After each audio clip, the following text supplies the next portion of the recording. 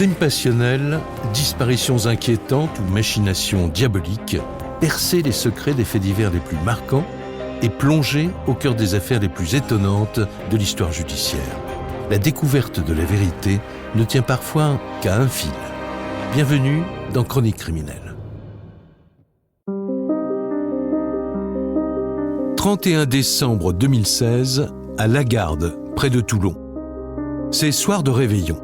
Et Gérard Pardiès, 77 ans, quitte sa sœur et son beau-frère après un dîner de fête. C'est la dernière fois que ce policier à la retraite sera vu vivant. Où est-il ? Que lui est-il arrivé ? Pour le découvrir, les enquêteurs vont devoir se plonger dans le passé de leur ancien collègue. Et ils vont aller de surprise en surprise. Car Gérard Pardiès était loin d'être le paisible retraité que décrivaient ses voisins. A-t-il été rattrapé par son ancienne vie ? La réponse dans ce nouveau podcast de Chroniques criminelles.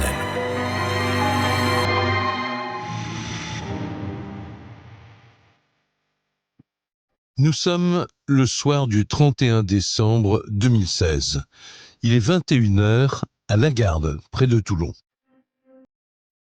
Au pied d'un petit immeuble dans un quartier tranquille, un couple raccompagne l'homme qui vient de passer le réveillon en sa compagnie.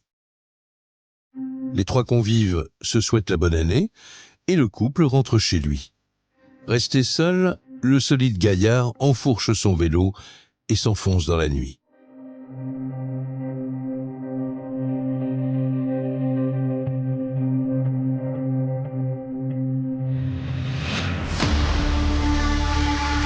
Quelques minutes plus tard, à 3 km de là, un vélo est couché sur le sol. Alors que la roue tourne encore, une flaque de sang s'agrandit lentement sur le bitume. Le coffre d'une voiture se referme sur un corps inanimé. La voiture s'éloigne doucement dans la nuit, tout feu éteint. Dans la paisible ville de Lagarde, l'année 2017 démarre dans une mare de sang. Nous sommes à 12 km de Toulon. C'est ici, au bord de la Méditerranée, que débute cette incroyable affaire. Lagarde, c'est un gros village au-dessus de Toulon. Stéphane Minca, journaliste, spécialiste des faits divers. Aujourd'hui essentiellement peuplé de retraités qui sont venus s'installer dans le sud. Lagarde est une ville moyenne, ville qui ne fait pas vraiment parler d'elle, où il fait bon vivre. Bertrand Pin, avocat de la défense. Vous avez une partie de la ville qui donne sur des jolies plages et puis vous avez une partie montagneuse. Une jolie ville, connue également pour sa tranquillité. Pas de problème d'insécurité majeur. Commandant Denis Cartel, enquêteur principal. Juste une petite cité, mais tout est bien réglo, bien cadré. Un coin très calme jusqu'à ce 1er janvier 2017. Tout commence ici, en bas de cette résidence. En fin de matinée, une habitante de l'immeuble constate avec stupeur une flaque de sang énorme sur le parking, avec des traces de pas qui amènent jusqu'à un appartement. Elle est inquiète et va prévenir les policiers de la garde. Quand ils prennent connaissance de l'adresse, les policiers sont sous le choc. L'un de leurs collègues, le brigadier Koch, habite cette résidence.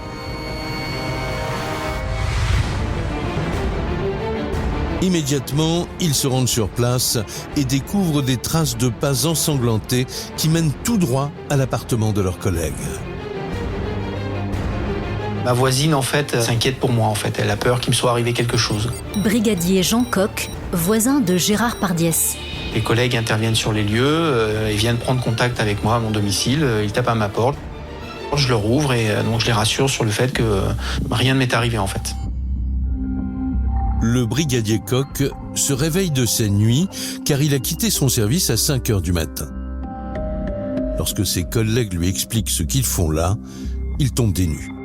Ils m'expliquent la raison de leur venue et je leur dis que personnellement, j'ai rien constaté le matin en rentrant. Intrigué, le brigadier décide d'accompagner ses collègues pour voir de ses propres yeux cette mystérieuse flaque de sang.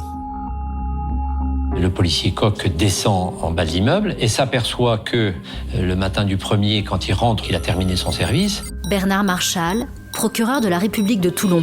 Il pensait que c'était une flaque d'eau. Et en fait, il s'est aperçu a posteriori qu'il avait marché dans le sang et que ça conduisait à son appartement. À la lumière du jour, Koch ne peut que constater que les traces de pas ensanglantés qui traversent la résidence sont bien les siennes. La tâche est assez importante et il y a un saignement important. Cette mare représente une tache de 90 cm sur 30 cm. Évidemment, une hémorragie massive. En observant la scène de plus près, les policiers se rendent compte qu'un événement très violent a dû se dérouler dans la résidence. Il y a des éclaboussures de sang avec ce qui semble être des os ou des dents ou quelque chose comme ça qui a été projeté comme assez loin de la flaque. Alors, les enquêteurs échafaudent toutes les hypothèses. Ça peut être un animal, c'est la saison de la chasse, on ne sait jamais. Il y a une voisine qui dit qu'elle pensait que c'était une tache de vin. Mais il ne faut pas exclure la possibilité d'une agression potentiellement très grave. Les policiers font le tour du bâtiment à la recherche d'un éventuel témoin. On va contacter un petit peu les voisins, voir si effectivement quelqu'un a pu entendre quelque chose. Malheureusement, cette nuit-là, beaucoup de gens étaient partis à l'extérieur pour réveillonner. Donc il y avait très peu de personnes dans l'immeuble. Personne n'a rien vu ni rien entendu d'inquiétant cette nuit-là.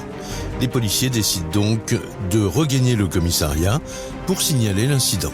On a fixé par photographie Philippe Vénère, ancien commissaire divisionnaire. la flaque de sang sous différents angles, on l'a marqué. À ce moment précis, on n'a pas matière à déclencher vraiment des recherches. L'affaire aurait pu en rester là. Sauf que cette flaque de sang n'est que le premier élément d'une incroyable histoire de disparition qui va secouer le village de la Garde tout entier. Et le brigadier Jean Koch ne le sait pas encore, mais c'est lui qui va lancer toute cette affaire un peu par hasard. Quelques heures après l'incident, il part pour le commissariat prendre son service.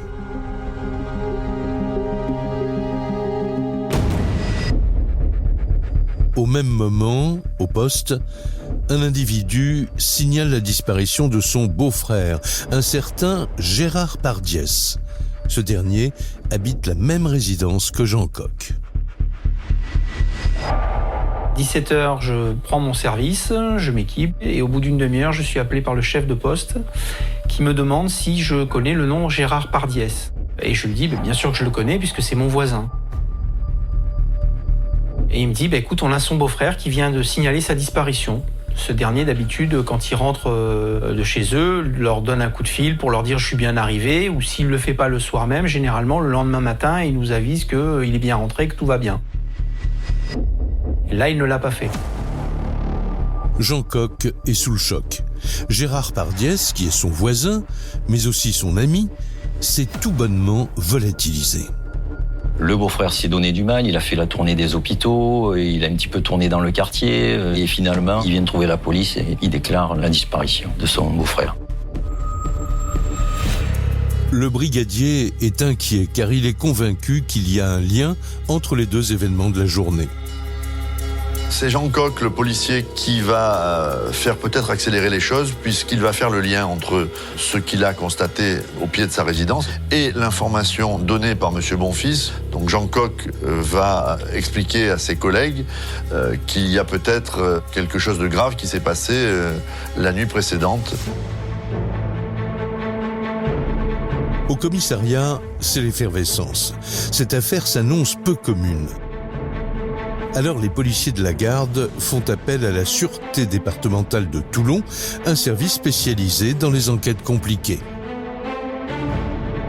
Nous sommes alertés, nous sommes au commissariat central, donc la ville de la Garde, c'est un petit commissariat subdivisionnaire. Donc quand ils sentent qu'il y a un fait un petit peu important qui risque de les dépasser, de leur échapper, ils font appel à nous, à la Sûreté départementale. Commandant Denis Cartel, enquêteur principal. Il y a des groupes d'enquêteurs qui sont là justement pour les disparitions inquiétantes. Donc ils nous transmettent le bébé. Immédiatement, Jean Coq leur livre une information capitale. Gérard Pardiès n'est pas n'importe qui. C'est un ancien flic. Les enquêteurs sont sous pression.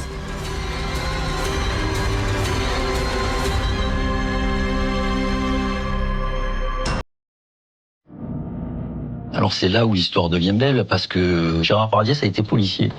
Dans les années 70, il était gardien de la paix à la préfecture de police à Paris.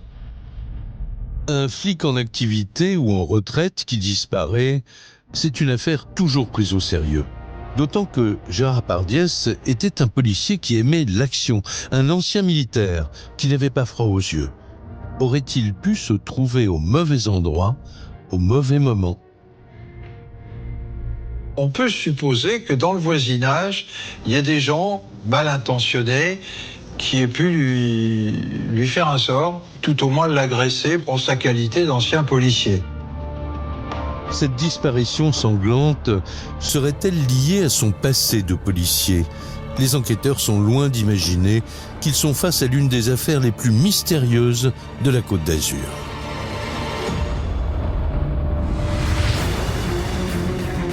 Les recherches commencent sur les lieux mêmes du drame. La police technique et scientifique fait des prélèvements dans la mare de sang, Bernard Marchal, procureur de la République de Toulon. sur les traces de sang qui sont découvertes dans l'immeuble. La première chose que font les enquêteurs, c'est de vérifier s'il s'agit bien de sang humain. Immédiatement, on fait le test et ça match, c'est du sang humain. Mais à qui appartient ce sang ? Pour le savoir, ils envoient les prélèvements pour analyse dans leur laboratoire. En attendant, ils veulent en savoir plus sur l'ancien policier. Il nous faut faire un inventaire des lieux. Donc la première chose qui vient à l'esprit, c'est qu'il faut aller au domicile de Gérard Pardiès.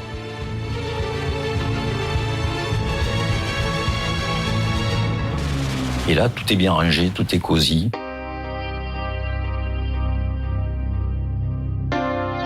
Tout est propre, il n'y a pas de tasse de café qui traîne, le lit n'est pas défait. Il n'y a pas eu d'effraction, il n'y a pas des traces de lutte. Bertrand Pin, avocat de la défense. Rien ne semble avoir été dérobé. Manifestement, il n'a pas eu le temps de regagner son domicile, il n'y est jamais rentré. A priori, ce n'est pas un cambriolage qui aurait mal tourné. Mais dans ce cas, où est Gérard Pardiès ?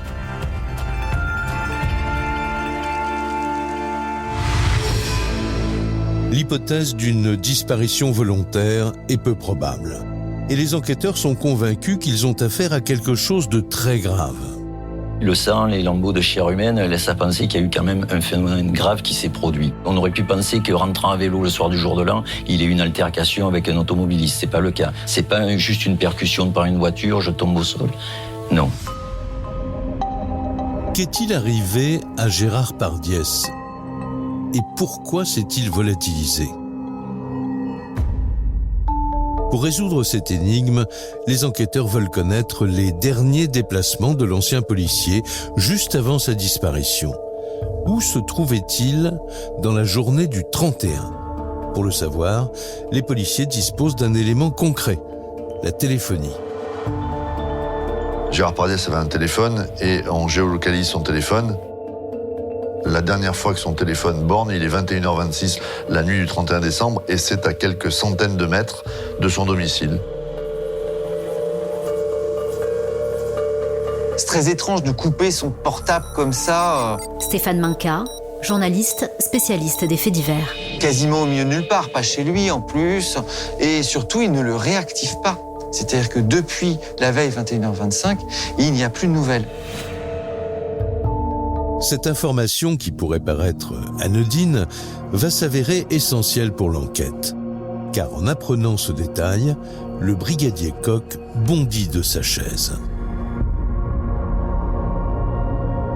Quand les enquêteurs me disent l'heure des faits, Brigadier Jean Coq, voisin de Gérard Pardiès. je leur dis mais moi à cette heure-là, pratiquement, j'étais sur les lieux à ce moment-là. Le brigadier Coq passe donc instantanément du statut de simple voisin à celui de témoin numéro 1.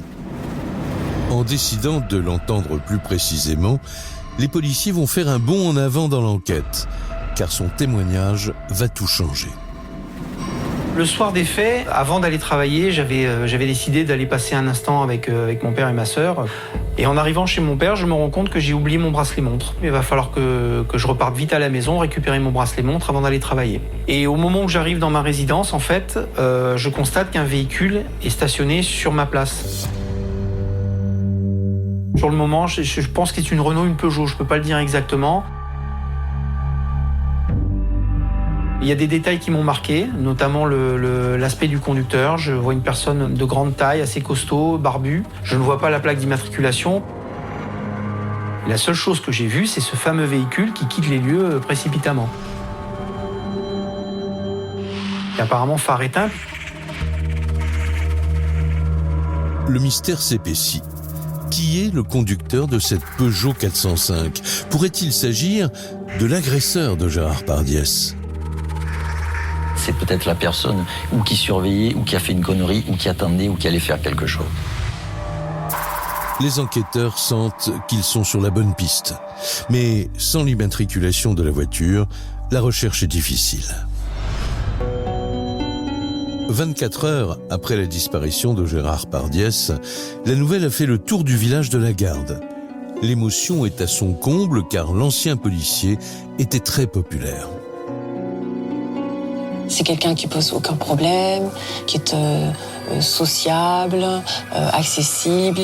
Sonia Bonin, journaliste à Var Matin. Et il propose à l'une de ses voisines de garder les enfants si jamais elle avait besoin de faire une course. Donc on est vraiment dans quelqu'un qui paraît totalement sans histoire. C'était un homme qui allait au-devant des personnes, vous voyez. Jacques Bonfils, beau-frère de Gérard Pardiès. Qui vous mettait à l'aise tout de suite. C'était un bon vivant. Gérard Pardiès est tellement apprécié que tout le village se mobilise. Dès le lendemain, la famille de Gérard Pardiès et les voisins vont organiser une battue pour tenter de retrouver le disparu. La presse va relayer cette battue. Il est possible que M. Pardiès soit très gravement blessé. En tout cas, la famille, à ce moment-là, ne veut pas penser peut-être qu'il est mort et cherche des indices. La battue dure 2 jours. Les villageois ne ménagent pas leur peine. Il y a énormément de monde. On a des gens qui sont très touchés par cette disparition, qui veulent apporter absolument leur concours. On va avoir des randonneurs qui vont être là, qui vont dire écoutez, nous on a l'habitude de crapahuter, on va vous filer un coup de main. Les gens sont côte à côte et on avance en rang comme ça. Il y a un certain nombre de personnes qui vont arpenter certains massifs forestiers. Il y a même des zones marécageuses plus loin, dans la plaine. Des endroits où Gérard Pardiès aurait pu aller se balader, faire une mauvaise chute, ou alors des endroits où on pourrait dissimuler un corps. Chacun met du sien pour essayer d'apporter des éléments probants. Commandant Denis Cartel, enquêteur principal. Mais d'éléments probants, il n'y en aura pas. Malgré les efforts de tous, aucune trace de Gérard. Pas le moindre indice. Mais au même moment, au commissariat de la Garde, un témoignage vient relancer toute l'affaire. On a un témoin qui vient pour dire « Oh là là, mais il y a un de nos voisins qui a une voiture, qui porte des traces de choc. Philippe Vénère, ancien commissaire divisionnaire. Il y a beaucoup de sang dessus. » Gérard Pardiès aurait-il pu être heurté par le véhicule ? Les pneus sont pleins de sang, le pare-choc comporte du sang. Les enquêteurs semblent enfin tenir une première piste concrète. Donc on va aussitôt identifier le véhicule. L'immatriculation de la voiture parle immédiatement.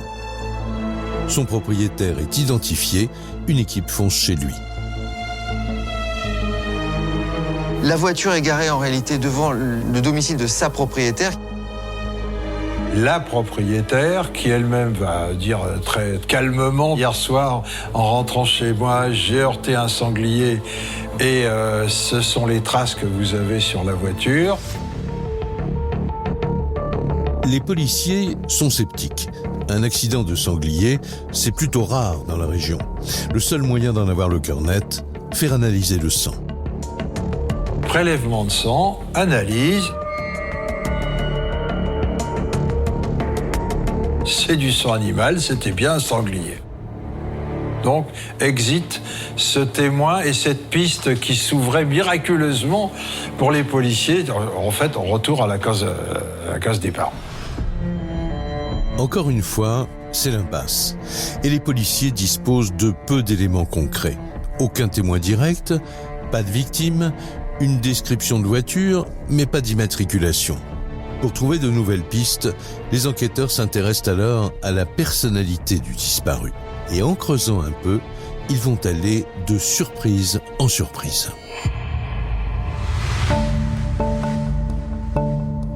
Ils comprennent rapidement que Gérard Pardiès est un personnage énigmatique, à la fois très populaire et en même temps sans véritable ami. Gérard est un voisin très agréable, assez souriant, assez sympa, mais très solitaire. Il est chez lui, il fait pas de bruit. C'est un homme qui se retrouve retiré, qui vit quasiment seul. Personne ne le connaît vraiment. Pour les enquêteurs, il faut cibler la personnalité de la victime. Donc, qui est mieux placé pour cibler une personnalité? Ce sont les proches, les enfants. Gérard Pardiès a eu 3 enfants. Leur mère est décédée en 2001 et l'aînée, Isabelle, vit elle aussi sur la Côte d'Azur. Les hommes de la sûreté la convoquent immédiatement et très vite, elle lève le voile sur les raisons de la solitude de son père. Son père, c'était un homme d'une rigueur extrême, violent. Il battait ses enfants, sa femme. C'est quelqu'un de très dur, d'assez impitoyable. Les enfants en ont un souvenir effroyable. Gérard s'en prenait le plus souvent à ses 2 fils qui le détestaient. Adultes, ils avaient cessé de le voir. Et si la disparition de Gérard était liée à cette haine familiale? Les policiers veulent tout savoir de ces 2 hommes. Ils commencent par le plus jeune, Philippe. Âgé de 43 ans, c'est celui qui a eu le plus de problèmes avec son père. Le cas des Philippe, là, on a un petit problème parce que la grande sœur nous dit qu'il s'est battu avec son père. Il en est venu aux mains et également, il ne lui parle plus, il n'a plus de contact. Les policiers se penchent un petit peu sur le cas de Philippe, vont apprendre qu'il a été interné en psychiatrie. Bertrand Pin, avocat de la défense. Et qu'il est actuellement suivi et qu'il vit dans une résidence hospitalière avec pourtant des possibilités de sortie. Un père violent, un fils fragile, les policiers ont peut-être entre les mains les clés du drame. Reste maintenant à vérifier l'emploi du temps du fils cadet. Où était-il au moment de la disparition de son père? Pour le savoir, les policiers appellent l'institution où séjourne Philippe. Au moment des faits, le médecin responsable de ce patient va dire qu'effectivement il était là et qu'il n'a pas du tout quitté l'établissement et qu'il n'a pas eu même de permission pour le jour de l'an. Et là, la porte se referme, puisqu'il y a un alibi. La piste Philippe Pardiès se referme à ce moment-là. Reste l'autre fils de Gérard, Frédéric. Lui aussi détestait son père, mais à l'annonce de sa disparition, il semble touché par la mobilisation de tout le village. Frédéric Pardiès est auditionné. Il a participé à la battue. Il explique qu'il ne voit plus son père depuis un certain nombre d'années.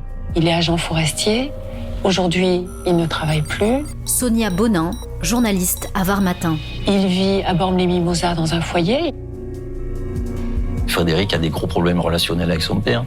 Ça fait 20 ans qu'ils ne se sont pas vus, qu'ils ne se sont pas parlé, que son père l'a rayé de sa mémoire, qu'il ne veut plus en entendre parler.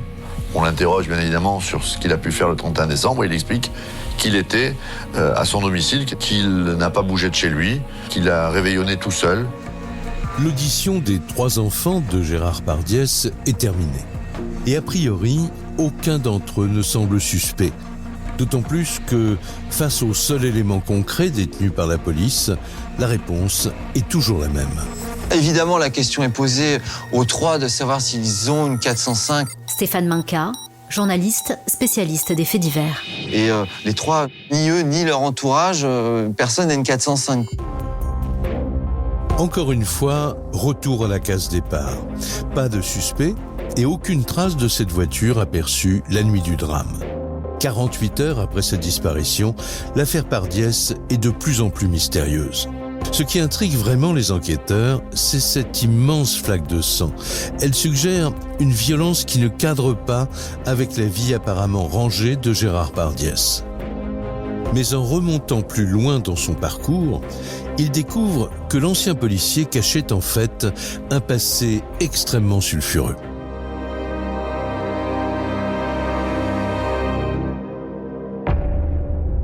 Une fois encore, c'est le brigadier Koch qui va être à l'origine de ce coup de théâtre. Il explique aux enquêteurs qu'il a toujours été très étonné par le fait que Gérard Pardies quitte la police bien avant sa retraite. Il a été policier à une époque. Il me dit qu'il a quitté la police. Il m'explique pas vraiment pour quelle raison. Il me donne pas de raison particulière pour avoir quitté la profession. Mais je comprends qu'il y a quelque chose de sérieux qui s'est passé. Il en parle, mais il n'a pas envie de s'étaler sur le sujet. Un mystère de plus. Alors les enquêteurs se penchent sur la carrière de l'ancien flic disparu. On est toujours là pour le moment dans l'impasse. On a plusieurs pistes. Philippe Vénère, ancien commissaire divisionnaire. Autant dire pas du tout. Et on va vouloir explorer un petit peu, ancien policier, c'était qui, qu'est-ce qu'il a fait. Et patatras, la découverte à laquelle personne ne s'attend.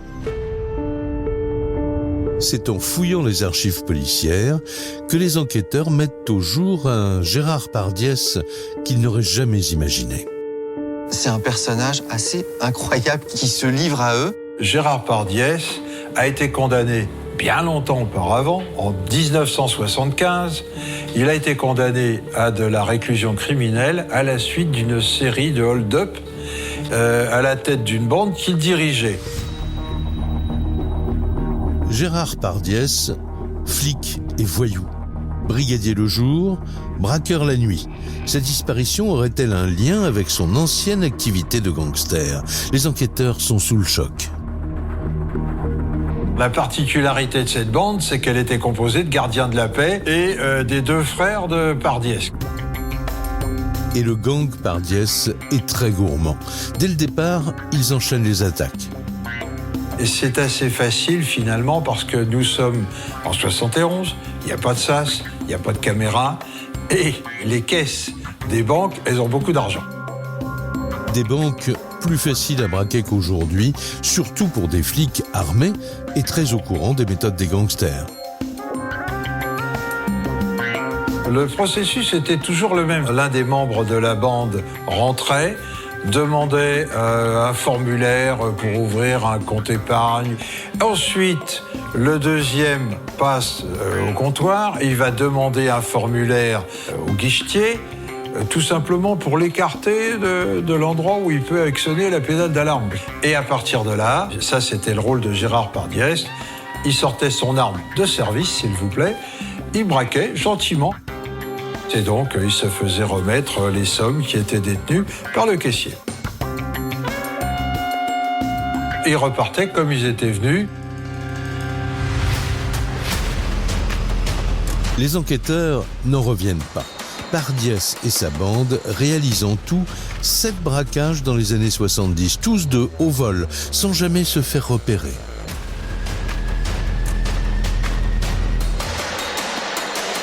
Un casse va être perpétré le samedi à Nice ou à Marseille.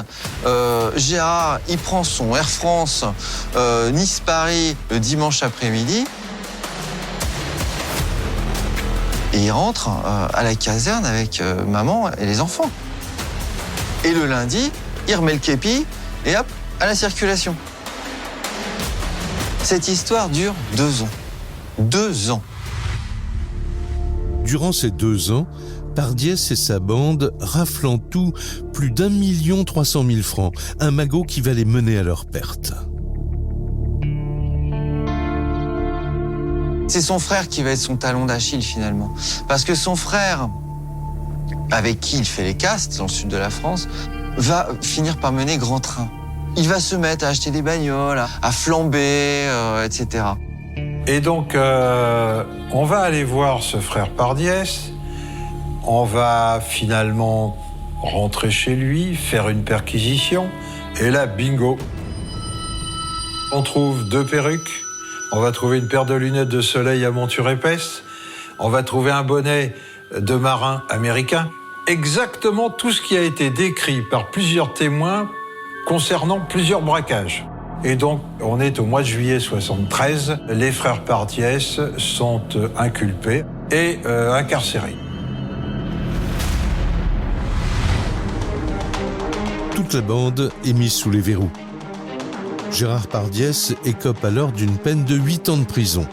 Mais avant de se faire prendre, Gérard Pardiès et ses complices n'avaient pas fait les choses à moitié.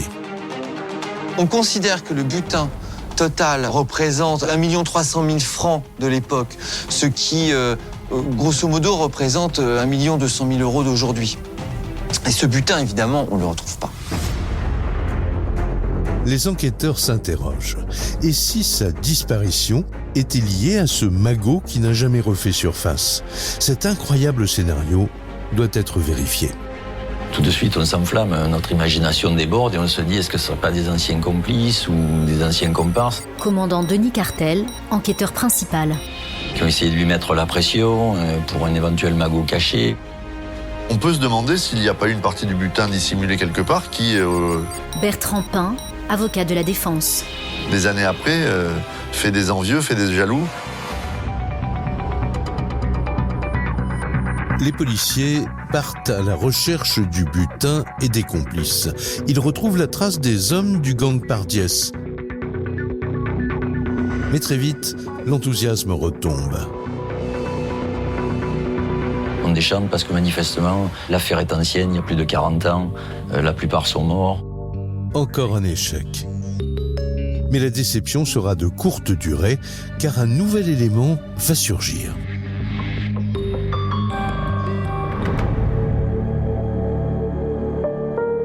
Certains membres de l'équipe sont toujours à la recherche de la fameuse 405 aperçue au moment de la disparition de Gérard Pardiès. Ils font un travail de fourmi en entrant les identités de tous les proches du disparu dans leur fichier.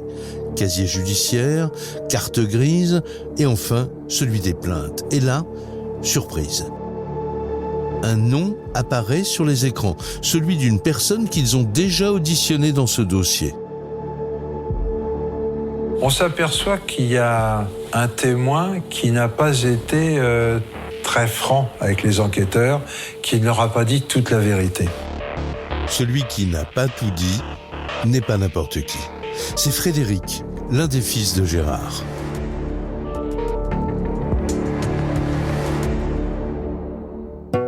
La police va se rendre compte que quelques mois plus tôt, Frédéric, le fils, Stéphane Minca, journaliste spécialiste des faits divers. porte plainte pour un vol. On lui a volé un ordinateur. Et il signale que cet ordinateur lui a été volé alors qu'il l'avait laissé dans la Peugeot 405 d'un de ses amis. D'après ses déclarations de l'époque, c'est une voiture qu'il utilisait très régulièrement.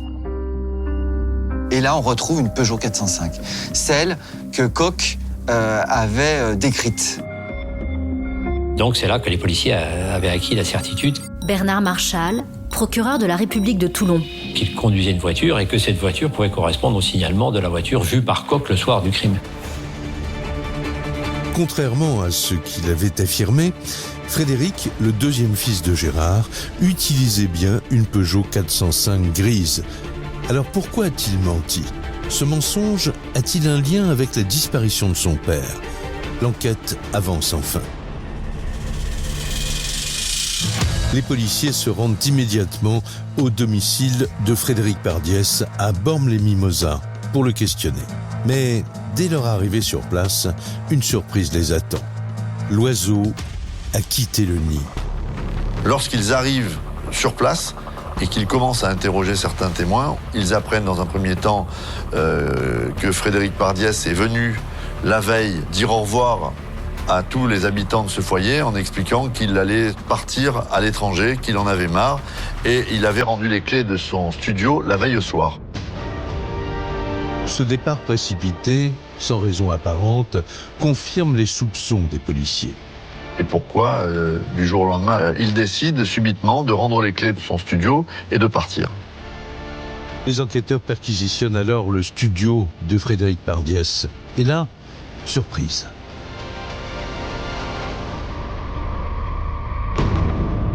Les locaux sont vides, il n'y a plus rien.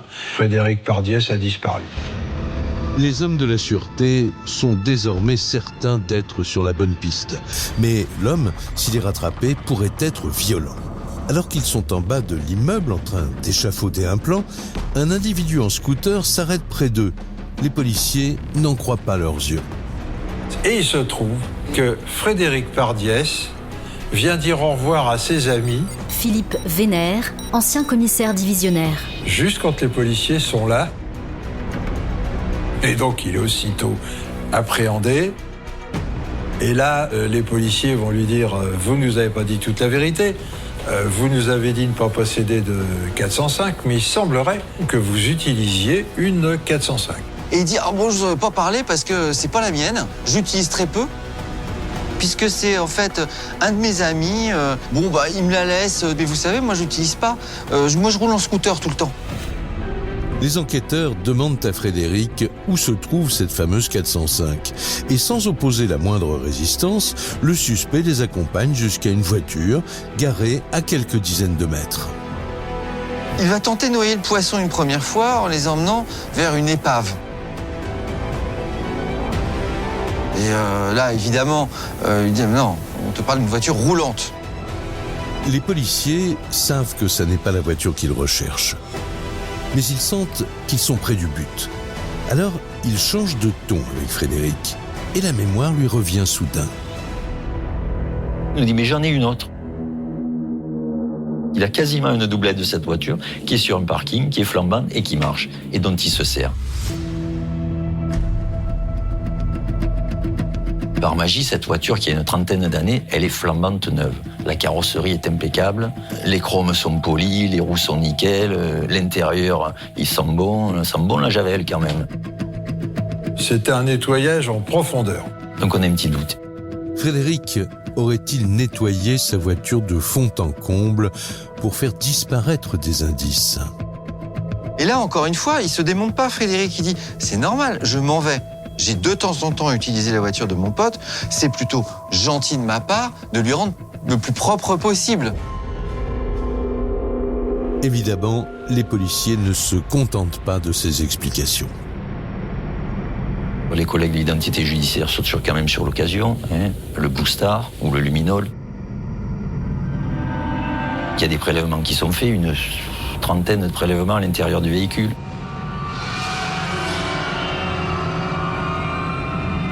Et on s'aperçoit que la voiture, elle est bourrée de taches de sang.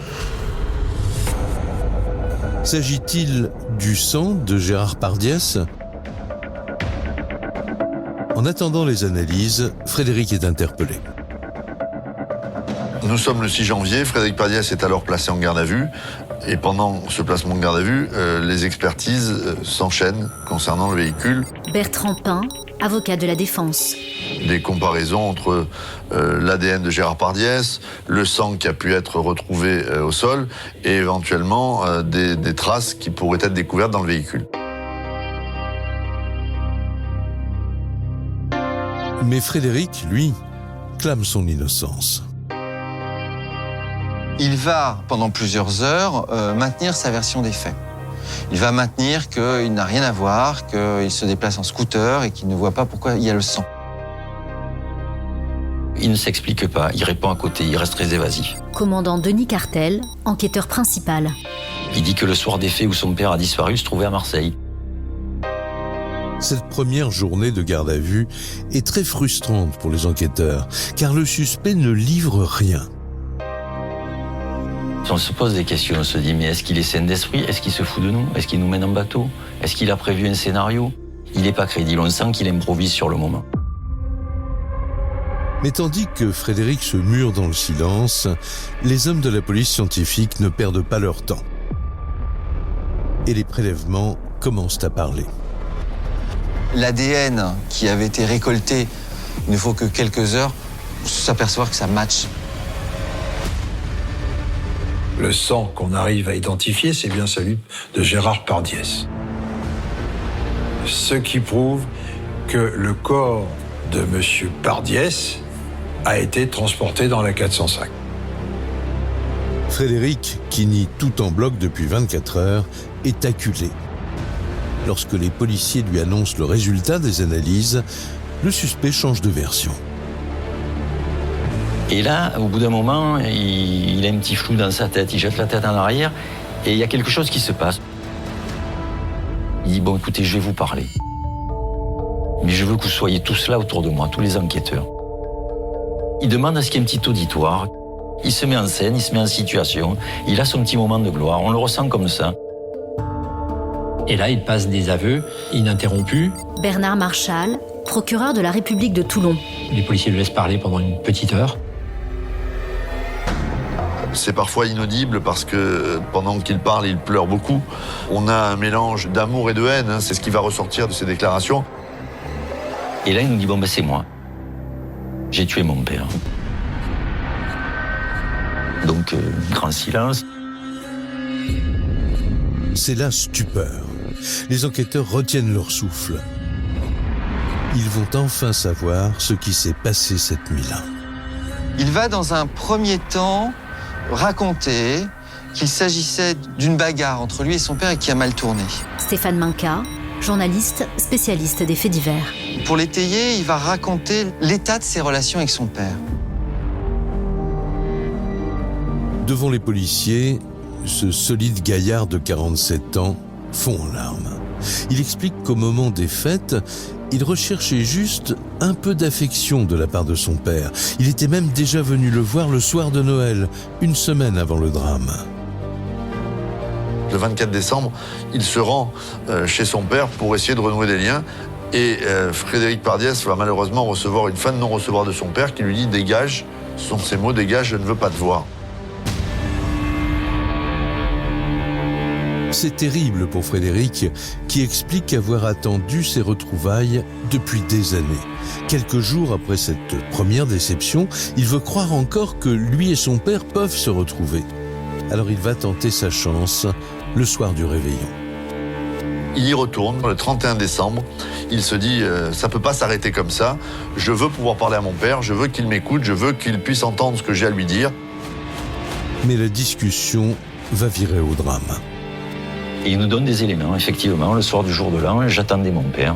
Et j'étais en voiture, je me suis rendu à son domicile. Il attend sur le parking, au volant de sa 405. Et là, Gérard Pardiès arrive à vélo.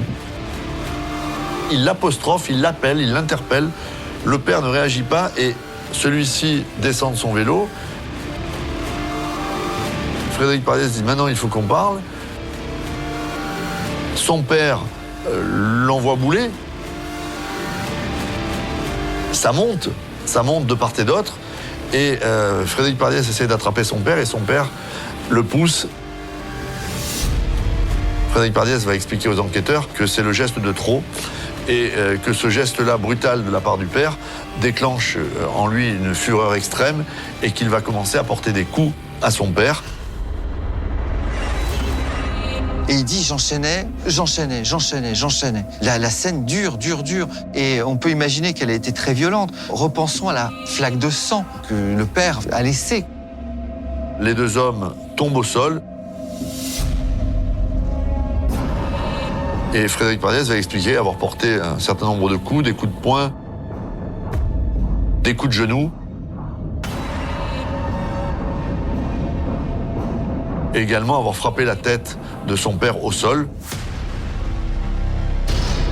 Ça dure quelques secondes, mais c'est assez violent. Frédéric Pardiès est carré, est assez costaud, son père est assez costaud. Et il tue son père à coups de poing et de coups de genoux.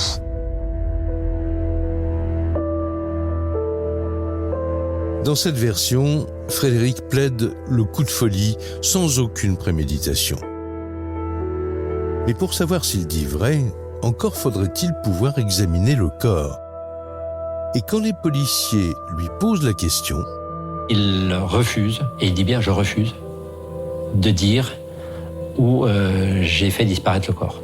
Il endosse la responsabilité du crime, mais il ne nous donne pas d'indication pour retrouver le corps.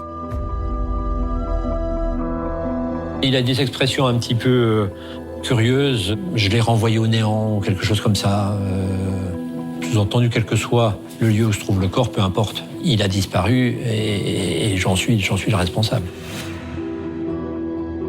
Pourquoi il ne veut pas dire toute la vérité? La question nous interpelle. Pourquoi il ne veut pas nous donner le corps, rendre le corps à sa famille? ce refus d'indiquer où se trouve le corps de son père est plus que suspect aux yeux des policiers. Donner le corps, c'est donner des informations sur les circonstances de la mort. On n'a pas retrouvé le corps. Philippe Vénère, ancien commissaire divisionnaire. Pas de corps, pas d'autopsie et partant pas de constatation médico-légale. Impossible de vérifier si Frédéric dit la vérité ou non. Mais une chose est sûre, l'étendue de la flaque de sang retrouvée devant le domicile est peu compatible avec une simple bagarre à coups de poing. La question demeure de savoir si il a été fait usage d'une arme, par exemple d'une hache ou d'un instrument de ce genre. Ça expliquerait l'importance de l'hémorragie.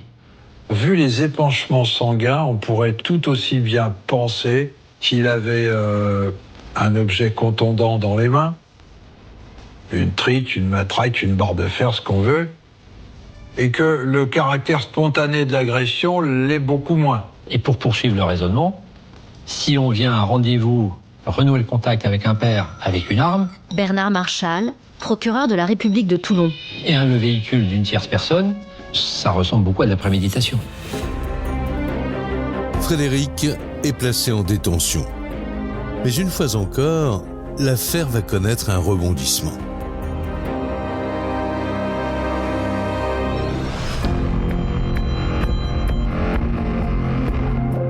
En prison, l'état de santé mentale de Frédéric se dégrade brutalement. Frédéric Pardiès va se retrouver interné en psychiatrie. Des surveillants le retrouvent prostré dans sa cellule. Bertrand Pin, avocat de la défense. Et cet état extrêmement inquiétant va nécessiter une hospitalisation d'office. La seule personne autorisée à communiquer avec Frédéric, c'est sa sœur, Isabelle. Et le suspect va se montrer un peu trop bavard. La juge d'instruction va avoir la bonne idée, parce qu'elle a placé la sœur sur écoute téléphonique. Elle va écouter une conversation entre Frédéric Pardiès et sa sœur Isabelle. Cela fait maintenant 1 mois que Gérard Pardiès a disparu. Avec cet enregistrement, les policiers espèrent enfin pouvoir localiser son corps. Frédéric Pardiès va expliquer à sa sœur qu'il a décidé de jeter le corps à la mer, mais de toute façon, les policiers ne pourront pas le retrouver. Les enquêteurs écoutent médusés le récit de Frédéric. Il va raconter son périple. Stéphane Minca, journaliste, spécialiste des faits divers. Après avoir finalement mis son père mourant dans le coffre. Il habite à Bormes-les-Mimosas. À côté, non loin, se trouvent des plages. Il est amateur de sport aquatique, de plongée, il est à l'aise avec la mer. Sur la plage se trouvent 2 canoës. Commandant Denis Cartel, enquêteur principal. Il prend les 2 canoës, il charge le corps de son père sur un canoë, il le leste d'une ceinture de plomb qui lui servait à plonger. Il met un canoë en remorque, il part avec sa pagaie.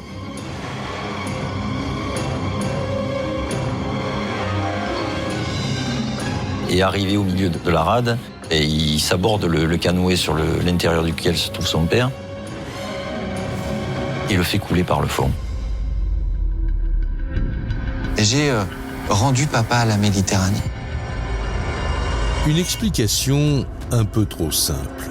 Frédéric ment-il pour que le corps ne soit jamais retrouvé? Les policiers en sont persuadés. Alors ils s'efforcent de vérifier ce scénario. La juge d'instruction ordonne une reconstitution. La juge d'instruction procédera à certaines vérifications et fera 3 tests sur 3 kayaks. Un est insubmersible et 2 ne peuvent pas couler complètement, mais peuvent être entre 2 eaux. La reconstitution démontrera qu'il y a des choses pas très logiques dans sa manière de présenter les choses, sur le lieu où ça s'est passé, sur le lieu où il a laissé le canoë. Mais ça reste possible. Les policiers ne sont donc pas du tout convaincus par cette version des faits. Il y a trop d'incohérences. La fin de son père, on n'y croit pas du tout, pas une seconde. Les canoës, le canoë remorqué, la gueuse de plomb, le canoë coulé au milieu de la plage, non, ça tient pas la route. L'instruction close, Frédéric est renvoyé aux assises.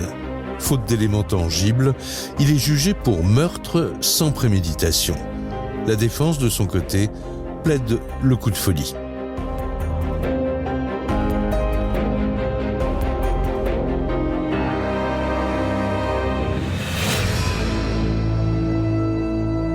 C'est le 7 janvier 2020, soit 3 ans après les aveux de Frédéric, que s'ouvre le procès à la cour d'assises du Var. L'atmosphère y est très particulière.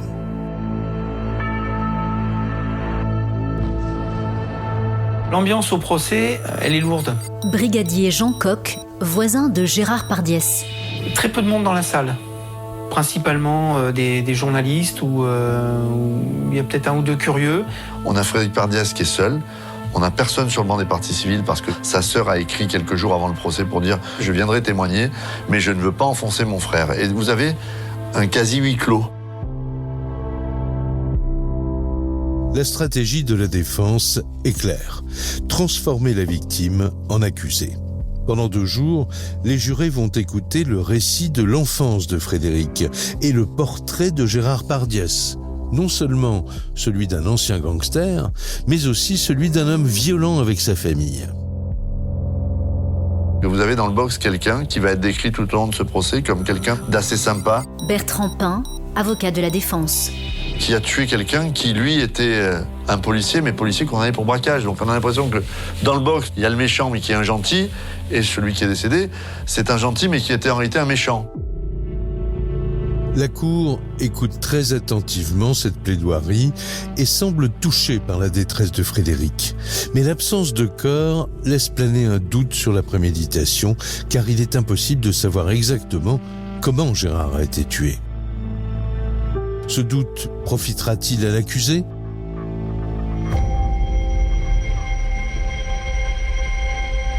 Le jury se retire pour délibérer. Frédéric risque 20 ans de réclusion. Il est condamné, il prend une peine de 12 ans. On n'est pas dans le cas du pervers qui va assassiner ou violer des inconnus. Philippe Vénère, ancien commissaire divisionnaire. On est dans le cas d'un enfant qui a accumulé un lourd passif affectif contre son père. Donc, ça peut expliquer. Je pense que les jurés ont pris en compte la personnalité, le passé, extrêmement douloureux, la personnalité de la victime. Frédéric est reconnu coupable de meurtre, c'est-à-dire d'homicide sans préméditation. Pour les témoins de cette affaire, l'origine du drame est sans nul doute à chercher très loin dans le passé de cette famille. C'est vrai qu'il aurait peut-être voulu renouer les relations avec son père et que le père ne voulait pas. Jacques Bonfils, beau-frère de Gérard Pardiès. Il ne voulait plus entendre parler de ses garçons et qu'il avait envie de vivre et de finir sa vie tranquille.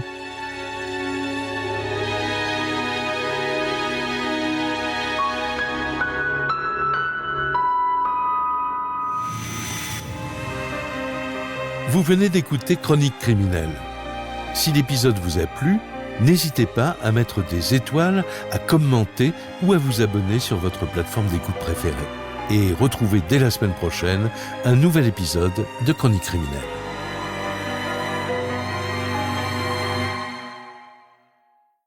Le 12 novembre 2003, la pluie tombait drue sur la petite ville de Pau, dans le sud-ouest de la France. Les lampadaires jetaient une lumière jaune sur les trottoirs déserts. et un vent froid faisait claquer les volets des maisons anciennes. Au commissariat central, l'inspecteur Gérard Pardiès terminait son service. Une cigarette au coin des lèvres, le regard vide. Cela faisait plus de 25 ans qu'il servait la police nationale, reconnu pour son calme, son efficacité et son intuition presque surnaturelle. Dans le couloir, ses collègues le saluaient d'un signe de tête respectueux. Le vieux lion, comme on l'appelait parfois, inspirait autant l'admiration que la distance.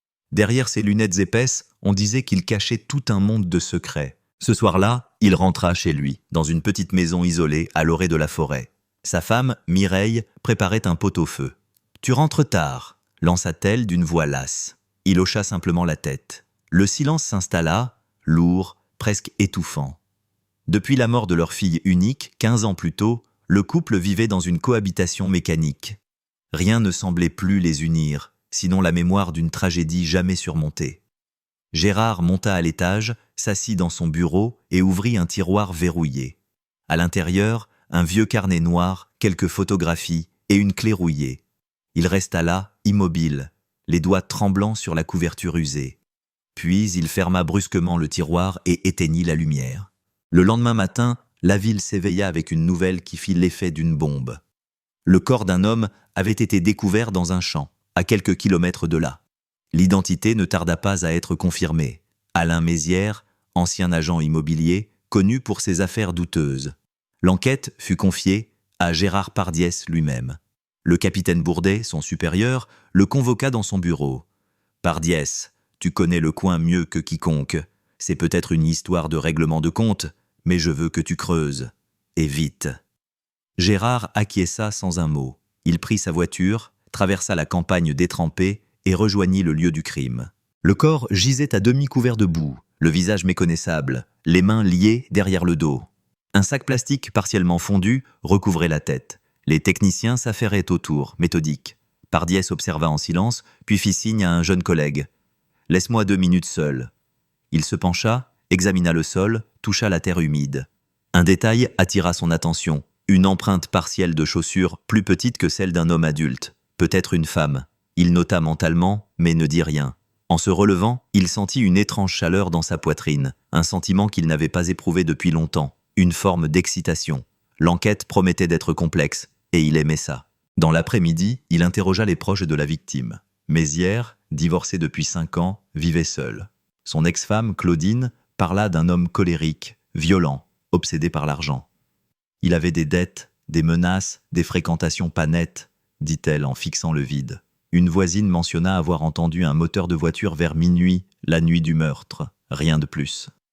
En sortant de la maison, Pardiès croisa le regard d'un adolescent, accoudé à une barrière. Il le reconnut, Julien, le fils d'un ancien collègue. Le garçon lui lança d'un ton hésitant. « Monsieur Pardiès, je crois que j'ai vu quelque chose. » Le policier s'arrêta net. « Quoi donc ?» Julien baissa les yeux. Une voiture grise, une vieille Peugeot, garée près du champ. Il y avait un homme et une femme. « Tu es sûr ?»« Oui, mais je n'ai pas vu leur visage. »« Tu as noté la plaque ?» Le jeune secoua la tête, penaud. Pardiès lui posa la main sur l'épaule d'un geste presque paternel. « Tu as bien fait de parler. Si tu te souviens d'autre chose, tu viens me voir, d'accord ?» De retour chez lui, il s'installa dans le salon, le dossier ouvert devant lui. Les photos du corps, les relevés, les témoignages. Son esprit tournait à toute vitesse. Une femme, une voiture grise, quelque chose clochait. Et puis, il se rappela.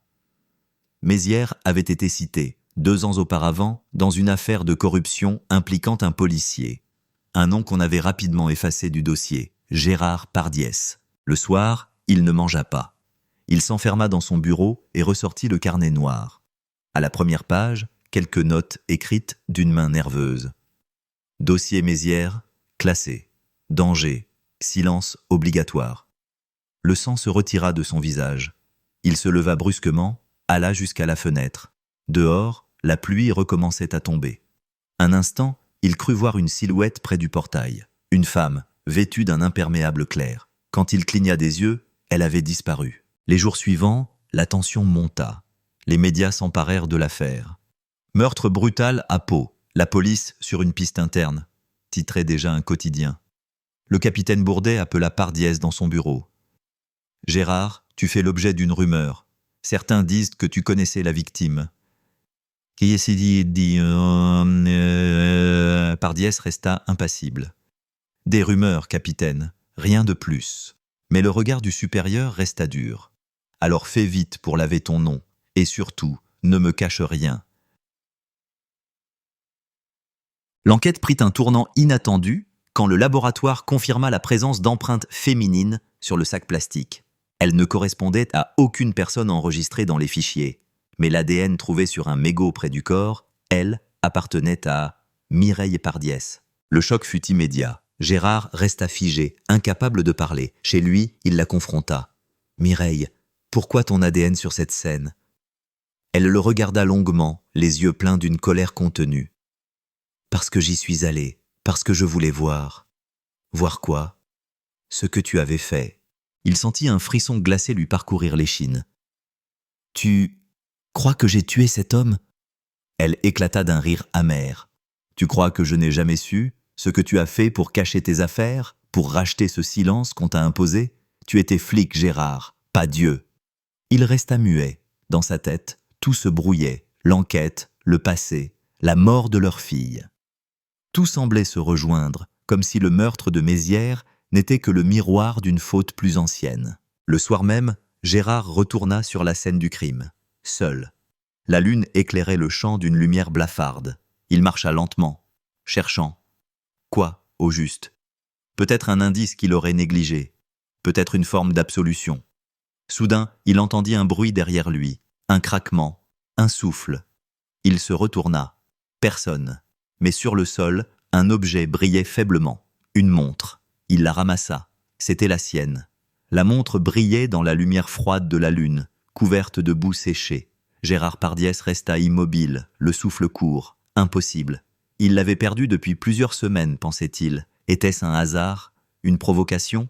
Il la serra dans sa main, puis la glissa dans sa poche, jetant un dernier regard au champ silencieux avant de repartir. Sur la route du retour, il n'entendait plus que le martèlement régulier de la pluie sur le pare-brise. Son esprit se brouillait de pensées contradictoires. Et si quelqu'un voulait le piéger ? Quelqu'un qui connaissait son passé, ses habitudes, ses failles ? De retour chez lui, il entra sans bruit. Mireille dormait déjà, ou faisait semblant. Dans le bureau, il verrouilla la porte et sortit le carnet noir. Les pages suivantes étaient encore plus dérangeantes.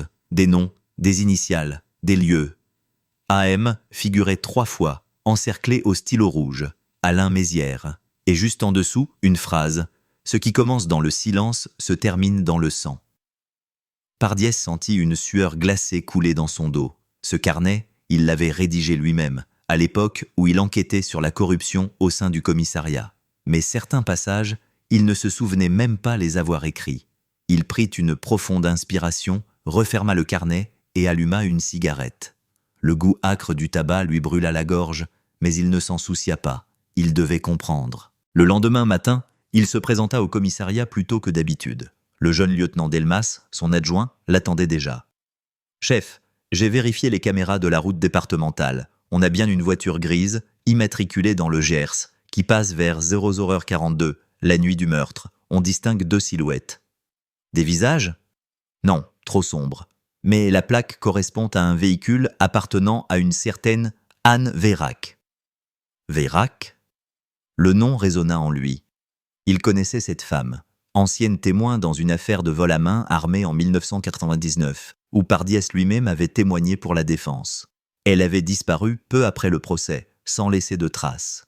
« Trouve-moi son adresse actuelle », ordonna-t-il. Delmas haussa les épaules. « Déjà fait, chef. Elle habite à Bayonne, sur le boulevard du Général de Gaulle. » Pardiès décida de s'y rendre seul.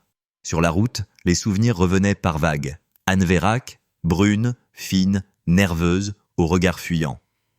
À l'époque, elle avait juré que l'homme qu'elle fréquentait, un certain Mézières, l'avait forcée à participer à un vol. Le dossier avait été étouffé. Et voilà qu'elle réapparaissait, au cœur d'un nouveau drame.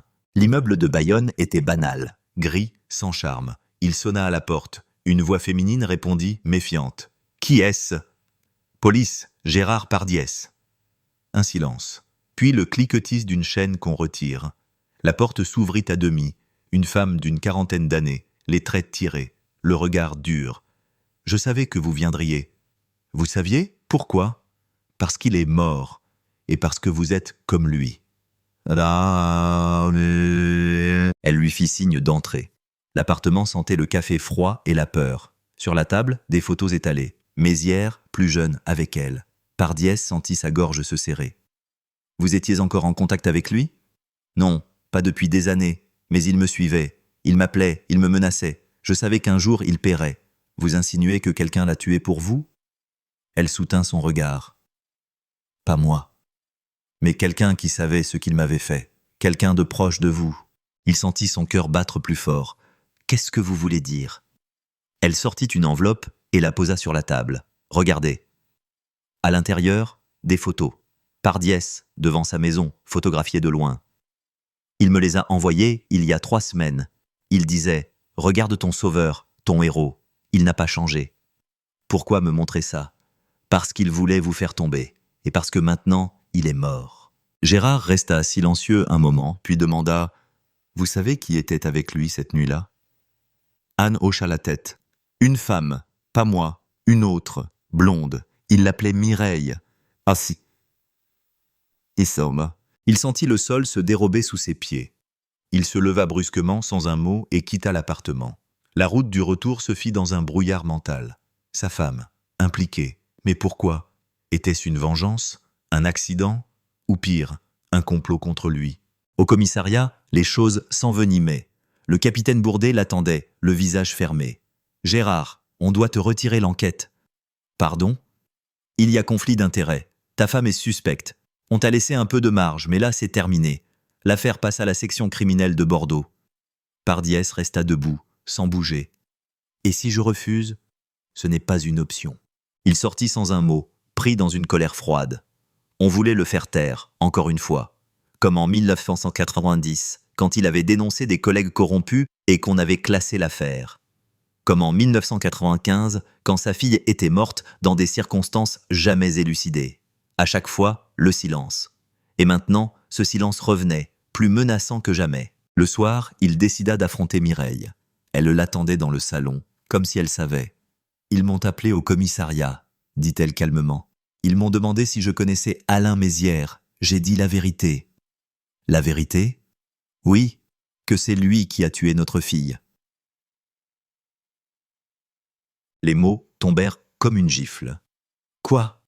Tu n'as jamais voulu l'admettre, Gérard. Mais je l'ai su. J'ai trouvé la lettre qu'il t'avait envoyée, après l'accident. Il riait. Il savait que tu ne pourrais rien faire, que tu étais tenu au silence. »« Non, » balbutia-t-il. « Oui, et quand j'ai appris qu'il était de retour, je suis allé le voir. Je voulais juste le confronter. Il s'est moqué de moi. Il m'a frappé. Et là, je ne me souviens plus. » Elle pleurait maintenant, le visage noyé de larmes. Gérard sentit une rage sourde l'envahir. Tout se mélangeait, la culpabilité, la douleur, l'amour brisé. Il la prit par les épaules. « Tu ne te souviens plus ? » ?»« Non, j'ai juste vu du sang, et je suis parti. » Il se recula lentement, abattu. Était-elle coupable ou manipulée ?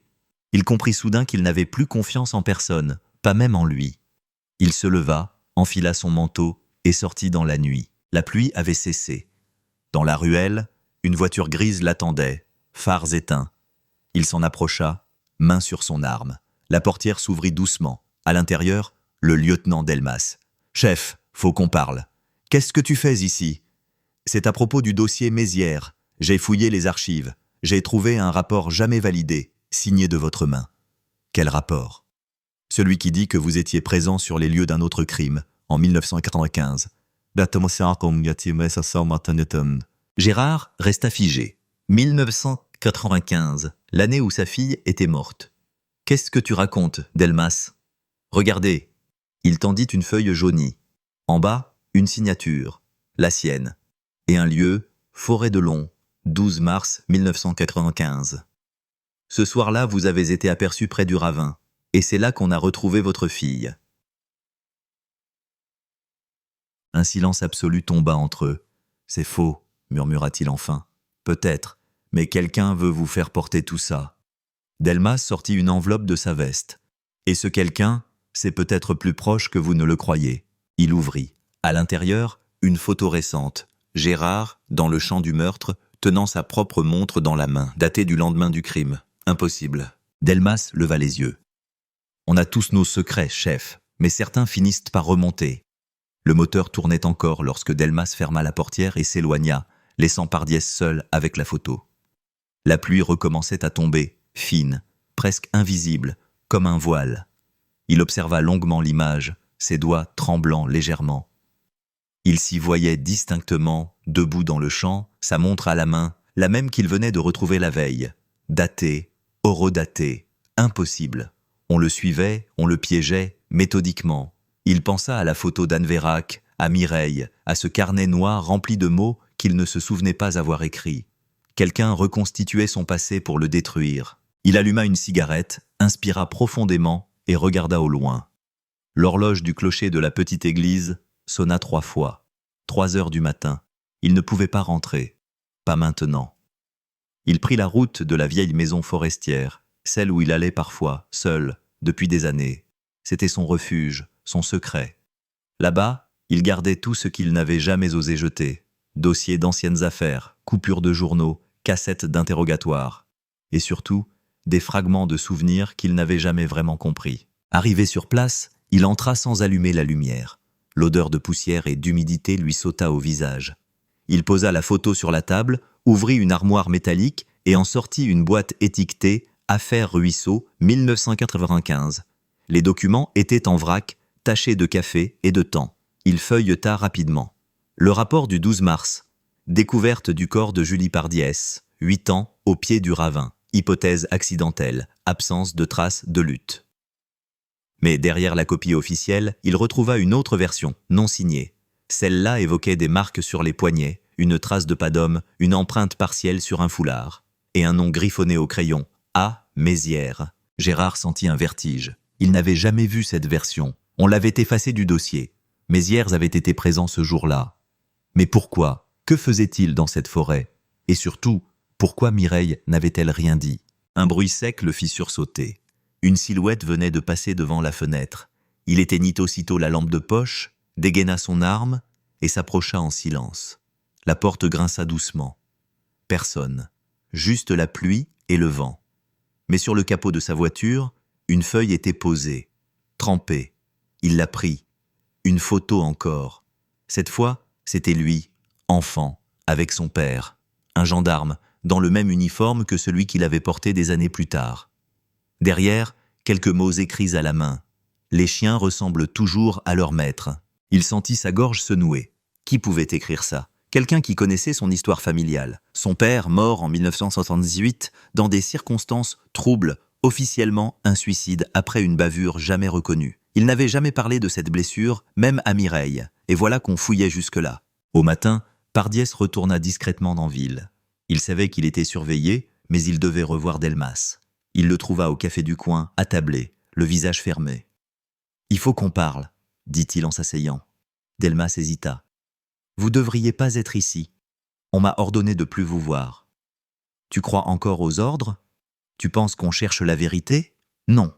On cherche un coupable, et ce coupable, c'est moi. » Delmas le fixa longuement. « Alors prouvez le contraire, parce que là, tout vous accuse. Les photos, le carnet, le lien avec Mézières, et maintenant Mireille. Elle est innocente. Vous en êtes sûr? » Le silence tomba. Gérard évita son regard. Non, il n'en était plus sûr de rien. Delmas sortit un petit enregistreur de sa poche. « J'ai récupéré ça dans les archives sonores. C'est une bande de 1995, classée sans suite. Écoutez. » Un souffle, puis une voix féminine, tremblante. « Je l'ai vu.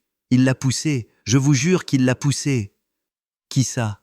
Lui, le père. Gérard sentit le sang se retirer de son visage. C'est une blague? Delmas secoua la tête. La voix n'a jamais été identifiée, mais elle a été enregistrée sur le lieu même de la découverte du corps, et cette bande a disparu du dossier officiel. Qui l'a remise? Aucune trace, juste une mention. Anonyme, reçue par fax. Et elle est réapparue il y a 2 jours, dans un dossier envoyé par une adresse interne du commissariat. Quelqu'un, à l'intérieur, tirait les ficelles, et ce quelqu'un connaissait son passé mieux que lui-même. Gérard se leva, jeta un billet sur la table. Où est la bande maintenant ? Au dépôt central. Mais vous n'y avez plus accès. Vous êtes suspendu depuis ce matin. Suspendu. Il éclata d'un rire nerveux. Bien sûr. Le piège se refermait. Il quitta le café sans un mot, traversa la rue, la tête pleine de bruits étouffés. Il devait voir une dernière personne, son ancien chef, le commissaire en retraite Jacques Morizet, un homme dur mais loyal, qu'il avait toujours soutenu jusqu'à sa mise à l'écart. La maison de Morizet se trouvait à Saint-Pierre-d'Irube, entourée d'un grand jardin envahi d'herbes folles. L'ancien commissaire l'accueillit en robe de chambre, le regard usé mais encore vif. « Gérard, je m'en doutais, je t'ai vu à la télé, on parle de toi. Je n'ai rien fait, tu le sais. Ce que je sais, c'est que tu t'enfonces. Les journaux disent que tu es impliqué dans 3 affaires différentes. Sur 20 ans, ils vont te broyer. Alors dis-moi la vérité, Jacques. En 1995, quand ma fille est morte, tu savais que Mézières était là ? Morizet resta silencieux un instant, puis soupira profondément. Oui, je le savais, mais je ne pouvais rien faire. Il travaillait pour eux. Pour qui ? Pour les affaires spéciales, des dossiers qui n'existent pas, des opérations couvertes par l'intérieur. Mézières était un indique, un pion, parfois un exécuteur. Il savait des choses sur tout le monde, même sur toi. Gérard sentit le sol trembler sous ses pieds. Sur moi ? Oui, il avait des enregistrements, des photos. Il disait que tu avais couvert une bavure en 1992, l'affaire des frères Santini. Il avait raison ? Non. J'étais sur place, mais c'est toi qui avais donné l'ordre de tirer. Le vieux commissaire détourna le regard. Et pourtant, c'est ton nom qu'il a mis sur le rapport. Le silence s'étira, pesant. Tu l'as couvert, Morizet. Tu l'as laissé tuer ma fille ? Non, Gérard, je t'ai protégé, parce que si la vérité sortait, c'est toi qu'ils auraient abattu. Non, oh non. Gérard ferma les yeux, submergé par une colère froide. Il se leva lentement.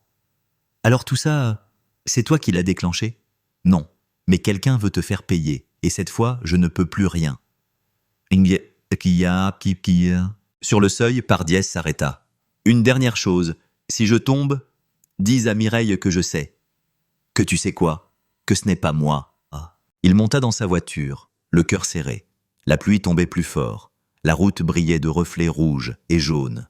Il roulait sans destination, guidé par une seule obsession, trouver celui qui tirait les ficelles. Et dans son esprit, un nom revenait sans cesse. Delmas. Trop zélé, trop curieux.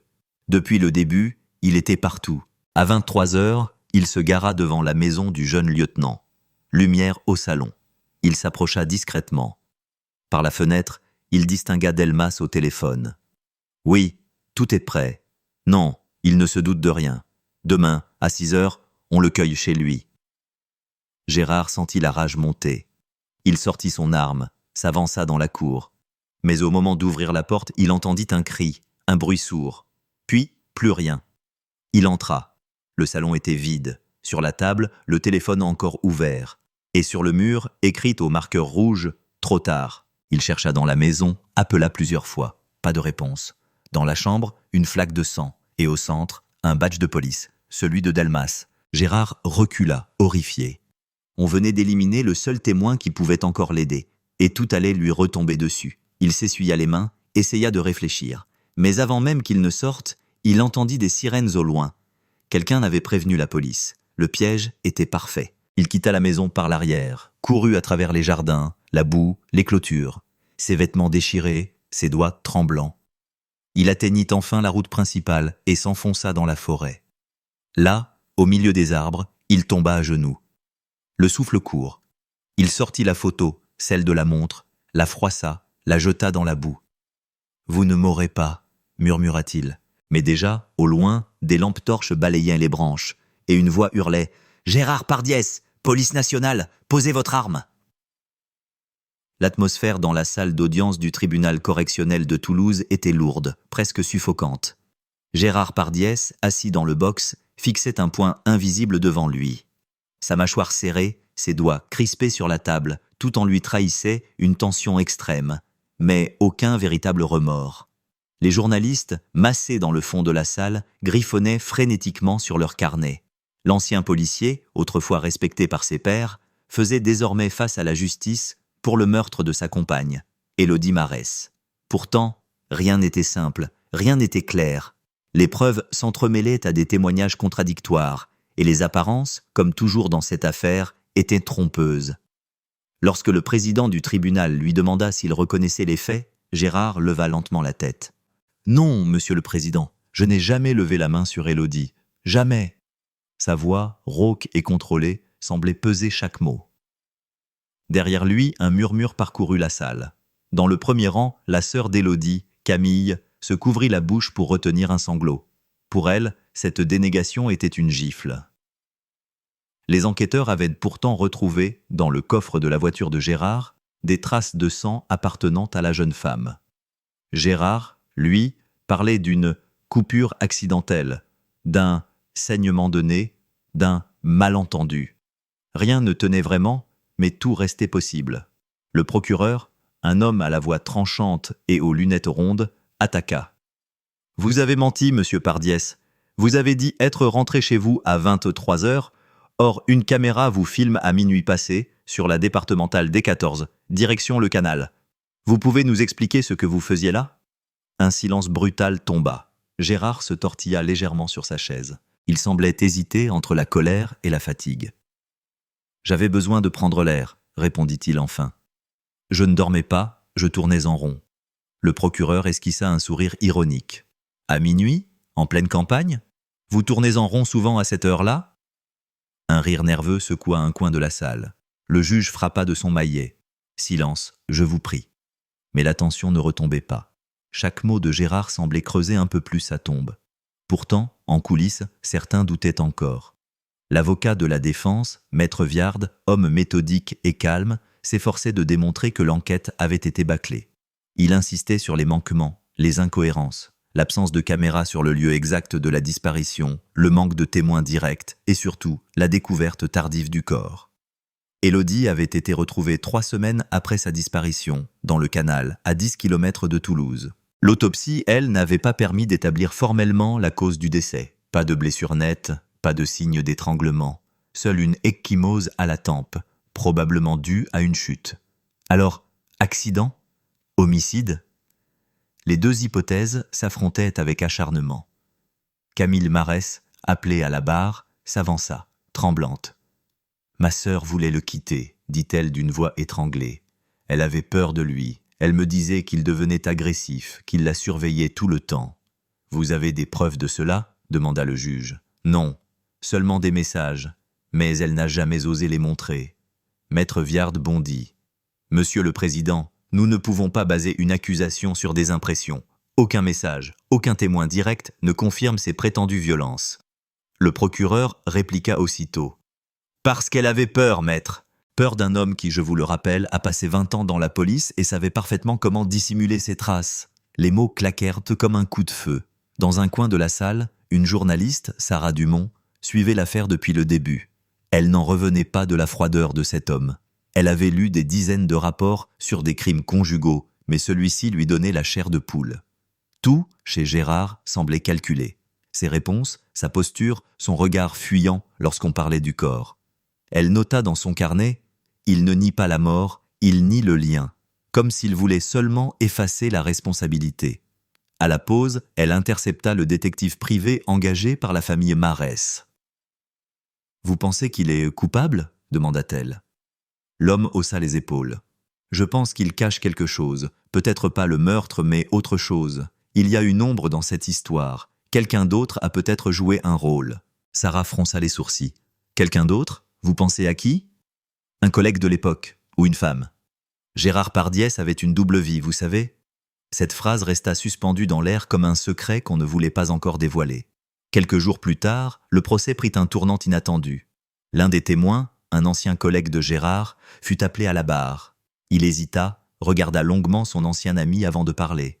« Gérard n'était plus le même ces derniers mois, dit-il. Il était tendu, paranoïaque. Il m'a dit qu'il se sentait suivi, qu'Élodie fouillait dans ses affaires. Il avait peur qu'elle découvre quelque chose. » « Quelque chose comme quoi ?» demanda le procureur. Je ne sais pas, il ne voulait pas en parler. Mais ce fut assez pour relancer les rumeurs. Certains parlaient de trafic d'informations policières, d'autres d'un ancien dossier de corruption. Tout cela paraissait flou, mais plausible. Gérard avait eu accès à des bases de données sensibles, à des contacts dans la police, à des informations qu'il n'aurait peut-être pas dû posséder. Alors, Élodie avait-elle découvert un secret dangereux? Était-elle devenue une menace pour lui? Le soir, dans sa cellule, Gérard resta longtemps assis sur son lit, les yeux perdus dans le vide. Dehors, la pluie battait contre les vitres du centre pénitentiaire. Dans sa main, il serrait une vieille photo. Élodie, souriante, sur une plage, cheveux au vent. Il murmura, presque pour lui-même, « Je t'aimais, Élodie, mais tu n'aurais pas dû chercher. » Puis, il ferma les yeux. Une larme silencieuse glissa sur sa joue. Le 5e jour du procès débuta sous un ciel bas et gris, comme si la ville elle-même refusait la lumière. Dans les couloirs du tribunal, un murmure étrange circulait. Un dossier fantôme aurait refait surface. Un document disparu depuis des années, lié directement à Gérard Pardiès. Les journalistes se lançaient des regards fiévreux, les avocats échangeaient à voix basse, et le président de la cour, lui, paraissait plus tendu que jamais. Le premier à mentionner ce dossier fut le procureur, d'une voix lente, presque solennelle. « Nous avons reçu ce matin un élément nouveau, un document interne à la police, daté de 2009, portant le nom de Gérard Pardiès. Il s'agit d'un rapport disciplinaire classé sans suite, mais qui mentionne des irrégularités dans la gestion d'un dossier sensible. Un frémissement parcourut la salle. « Quel type d'irrégularité ?» demanda le juge. « Falsification de preuves, suppression de données, possible lien avec un réseau de protection de criminels. » Le juge leva les yeux, interloqué. « Vous êtes en train de me dire qu'un officier de police aurait couvert des délinquants ? Nous ne disons rien de tel pour l'instant, monsieur le président. Mais il est légitime de s'interroger. Et si Élodie Marès avait découvert l'existence de ce rapport? Et si sa mort n'était pas un simple drame passionnel, mais la conséquence d'un secret d'État enterré? Dans le box, Gérard blêmit. Pour la première fois, son assurance se fissura. Il voulut parler, mais son avocat posa une main sur son bras. Trop tard. Le silence avait déjà livré son verdict. Il cachait quelque chose. Sarah Dumont, assise au 2e rang, sentit son cœur s'accélérer. Elle avait déjà entendu parler de ce dossier dans les couloirs de la préfecture, à demi-mot. Une affaire de corruption policière étouffée à l'époque, parce qu'elle impliquait des officiers haut placés. Mais voir ce nom, Pardiès, apparaître dans un tribunal 10 ans plus tard, c'était comme un fantôme qui revenait frapper à la porte du présent. Dans la salle, le témoin suivant fut appelé. C'était un ancien supérieur hiérarchique de Gérard, le commandant Lefort, à la retraite depuis peu. Son visage buriné et ses yeux fatigués disaient tout. Il n'avait pas envie d'être là. « Commandant, confirma-t-il, Gérard a bien été impliqué dans une affaire de falsification de preuves, mais je précise qu'il a agi sous ordre. »« Sous ordre de qui ?» demanda le procureur. « Je ne peux pas le dire. Les instructions venaient de plus haut. Plus haut, c'est-à-dire… » « Du ministère, répondit-il d'un ton sec. Un brouhaha s'éleva. Le juge dut frapper plusieurs fois pour rétablir le calme. « Vous voulez dire que cet homme, aujourd'hui accusé de meurtre, aurait été utilisé comme exécutant pour des manipulations d'État ? Je ne dis rien de tel, mais il n'était pas seul, et il a payé à la place de beaucoup d'autres. » Ces mots s'étaient abattus comme une gifle. L'audience, suspendue, retenait son souffle. Gérard, dans son box, semblait soudain très loin. Il regardait le sol, les mâchoires serrées, comme un homme qui vient d'entendre son propre passé le trahir. Maître Viard, profitant de ce moment, se leva. « Monsieur le Président, il est évident que mon client a été victime d'un engrenage. Ce n'est pas un tueur, c'est un homme détruit par un système corrompu. Nous devons envisager la possibilité qu'Élodie ait été manipulée, qu'elle ait reçu des informations destinées à compromettre Gérard pour le faire taire. » Le procureur bondit. « C'est grotesque. Vous voulez faire passer un meurtrier pour un martyr ? » « Je veux simplement que la vérité soit dite, » répondit calmement l'avocat. Dans le fond de la salle, Camille Marès, la sœur d'Élodie, secouait la tête. « Non, souffla-t-elle. Non, c'est trop facile. » Mais au fond d'elle, un doute commençait à s'insinuer. Et si sa sœur, en cherchant à comprendre, s'était approchée trop près d'un secret qu'elle n'aurait jamais dû connaître? Le soir même, Sarah Dumont appela un ancien contact, un journaliste d'investigation qu'elle connaissait depuis des années. « Le dossier Pardiès, dit-elle d'une voix basse. Tu as déjà entendu ce nom ? » « Oui, murmura-t-il après un silence. C'était un agent couvert. Il enquêtait sur une cellule parallèle au sein même de la police. Une histoire de vente d'informations à des sociétés privées. Mais tout a été enterré. Et Élodie, si elle a mis la main là-dessus, elle a signé son arrêt de mort. Cette nuit-là, Sarah ne dormit pas. Les mots tournaient dans sa tête. Cellule parallèle, corruption, secret d'État. Et au milieu de tout cela, un homme brisé, enfermé dans son silence. Le lendemain, un nouvel élément fit irruption dans le procès. Un disque dur, retrouvé dans l'ancien appartement de Gérard par la brigade financière. À l'intérieur, des dossiers cryptés, des relevés bancaires suspects, des copies d'archives internes. Et surtout, un dossier nommé simplement Élodie. Le procureur, livide, déclara « Ce fichier contient des enregistrements audio, des conversations entre Gérard et sa compagne.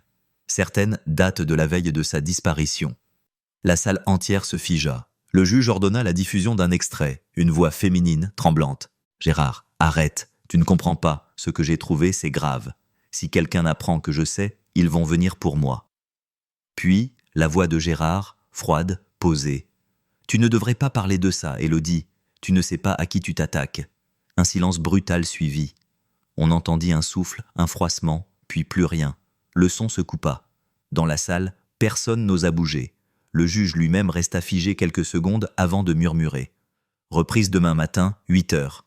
Mais cette nuit-là, tout le monde savait que le procès venait de changer de nature. Ce n'était plus seulement une affaire de meurtre. C'était une affaire d'État, une vérité qui menaçait d'éclater au grand jour. Et dans sa cellule, Gérard Pardiès, assis dans l'obscurité, répéta encore une fois, presque comme une prière. « Je n'ai pas tué Élodie, mais je n'ai pas pu la sauver non plus. » La 6e journée du procès s'ouvrit dans une tension presque palpable. Le soleil, rare depuis le début des audiences, baignait la façade du tribunal de Toulouse d'une lumière crue, impitoyable. À l'intérieur, les bancs étaient pleins à craquer. Journalistes, curieux, familles, tous voulaient entendre les fameux enregistrements d'Élodie Marès. Ces voix, sorties d'un disque dur oublié, promettaient de bouleverser la perception de toute l'affaire. Gérard Pardiès entra dans le box, tête basse, barbe mal taillée. Il avait mal dormi, cela se voyait. Ses yeux cernés semblaient enfuir la lumière, et son pas manquait d'assurance. Son avocat, maître Viard, lui glissa quelques mots à l'oreille, mais Gérard ne répondit pas. Il savait que ce jour-là, tout pouvait basculer. Le juge ordonna le début de la séance. Le procureur, visiblement fébrile, se leva, un dossier à la main. Nous allons entendre, Monsieur le Président, un second extrait audio du fichier Élodie. Celui-ci date du 14 février 2020, soit 2 jours avant la disparition de la victime. Un technicien s'avança, enclencha l'enregistrement. Le silence s'installa. On entendit la voix d'Élodie, calme, mais inquiète. « Gérard, tu me caches des choses. J'ai vu les relevés sur ton ordinateur, des virements, des noms que je ne connais pas. » Puis, la voix de Gérard, tendue. « Tu fouilles dans mes affaires maintenant ? Tu m'as menti. Tu m'as dit que tu avais quitté la police proprement. Mais j'ai vu un mail. Tu travailles encore pour eux, pas vrai ? Un bruit de chaise, un souffle, puis Gérard répond. « Ce n'est pas ce que tu crois. Ce n'est pas eux. » Alors qui ? Le silence, encore. Puis un mot, presque inaudible. « Le canal. » Fin de l'enregistrement. La salle resta pétrifiée. Le mot résonnait dans toutes les têtes. Le canal. Le même lieu où le corps d'Élodie avait été retrouvé 3 semaines plus tard. Le procureur reprit la parole, sa voix légèrement tremblante. « Monsieur le Président, nous avons vérifié. Gérard Pardiès se rendait régulièrement au canal du Midi, notamment de nuit, dans une zone industrielle isolée. Il y avait là un ancien hangar, propriété d'une société écran liée à un ancien commissaire radié. L'avocat de la défense tenta d'intervenir, mais le juge le fit taire. « Continuez, monsieur le procureur. Nous avons également découvert dans le disque dur des documents cryptés liés à des transferts de données policières. Certaines contiennent des informations confidentielles sur des témoins protégés. Si cela est confirmé, nous serions face à une fuite organisée depuis l'intérieur même des forces de l'ordre. » Un murmure d'horreur parcourut la salle. Dans le box, Gérard resta immobile. Seuls ses doigts bougeaient, tapotant la table dans un rythme nerveux. Maître Viard finit par se lever. « Monsieur le Président, rien ne prouve que mon client ait tué sa compagne. Rien. Ce que vous décrivez, c'est une affaire de corruption, pas un meurtre. Et si Élodie est morte, c'est peut-être parce qu'elle a découvert quelque chose qu'elle n'aurait jamais dû voir. Mais ce n'est pas Gérard qui l'a tuée. Le juge prit une longue inspiration. C'est ce que nous allons devoir déterminer. Après la suspension d'audience, Sarah Dumont sortit fumer dans la cour. Elle tremblait encore de ce qu'elle venait d'entendre. Ce nom, le Canal, revenait sans cesse. Elle se souvint d'un article qu'elle avait lu des années plus tôt, un dossier classé sur la disparition d'un indicateur près du même lieu. Les liens étaient trop nombreux pour être un hasard. Elle composa un numéro sur son téléphone. Le fort, c'est Sarah, j'ai besoin de savoir ce qui s'est vraiment passé en 2009. Le dossier Pardiès, le canal du Midi. Tout est lié, pas vrai? Un long silence. Puis la voix fatiguée du commandant. Écoute Sarah, ce canal c'était notre point de rencontre. Un lieu où on faisait des échanges, des disques durs, des dossiers, des preuves. Gérard servait d'intermédiaire entre les unités et un certain Lemoine. C'est là que tout a dérapé. Et Élodie? Elle a trouvé un fichier, Canal 09. Elle l'a copié sur son téléphone. Si elle a voulu faire chanter quelqu'un, elle a signé sa mort. Sarah sentit un frisson la parcourir. Et le fichier, il existe encore? Peut-être. Mais s'il réapparaît, ce n'est pas seulement Gérard qui tombera, c'est tout un pan de la police. Pendant ce temps, à la prison de Cesse, Gérard reçut la visite inattendue d'un ancien collègue, l'inspecteur Lemoine lui-même. L'homme entra dans la salle de parloir, impeccablement vêtu, lunettes fumées sur le nez. « Tu aurais dû effacer ce disque dur, Gérard, » dit-il en s'asseyant. « Tu m'avais dit que tout était fini. Rien n'est jamais fini, tu le sais. Élodie n'avait rien à voir là-dedans.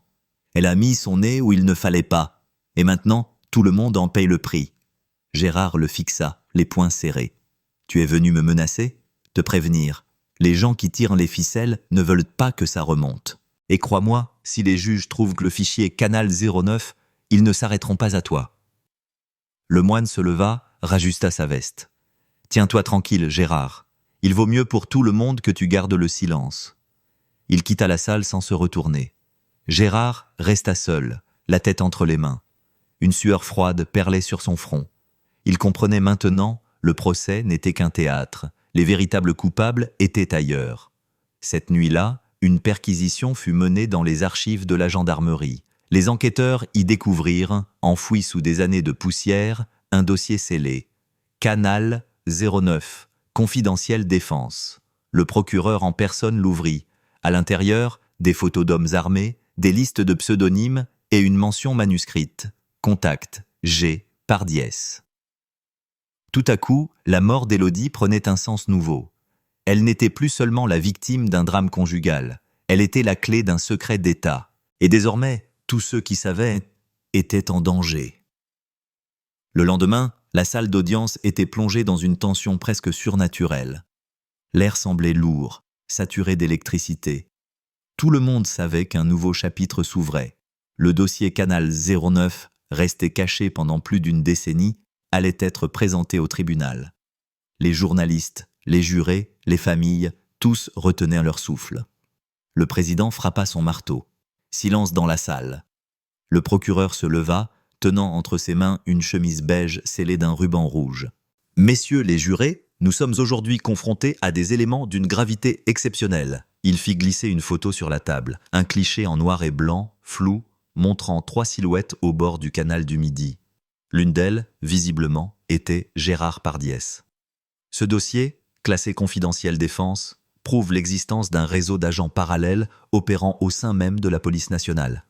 Leur mission, protéger certaines figures politiques en échange d'avantages et de sommes d'argent non déclarées. Un frisson parcourut la salle. Le procureur poursuivit. L'officier Gérard Pardiès y figure sous le nom de code Echo 7. Il était le messager, celui qui transportait les informations et, parfois, les preuves. Maître Viard bondit. « Objection. Ce dossier est illégalement obtenu. Nous parlons d'une fuite du ministère, d'un document qui ne peut pas être versé au débat sans autorisation de la Défense nationale. » Mais le juge, d'un ton ferme, répondit « L'intérêt de la vérité prime, maître. Nous allons poursuivre. » Les images se succédaient. Réunions nocturnes au bord du canal, échange de clés USB, visages floutés, montants transférés sur des comptes offshore. Et au milieu de tout cela, Élodie Marès, photographiée à distance, portant un sac rouge. « Ceci, messieurs les jurés, dit le procureur, est une image prise 3 jours avant sa mort. La jeune femme suivait son compagnon, elle l'observait.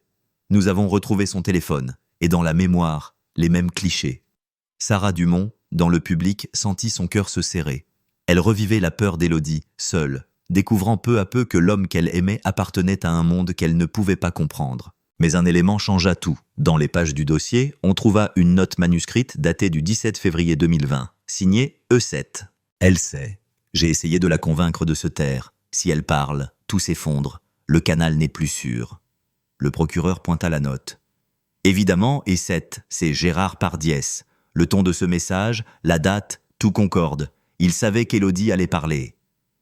Le silence retomba. Tous les regards convergèrent vers Gérard. Il se leva lentement, le visage blême. « Ce n'est pas moi qui ai écrit ça. »« Ah non ?» répondit le procureur. « L'écriture est identique à la vôtre, et cette note a été retrouvée dans une enveloppe portant vos empreintes. »« Je vous dis que ce n'est pas moi !» cria Gérard, la voix brisée. « Quelqu'un m'a piégé !»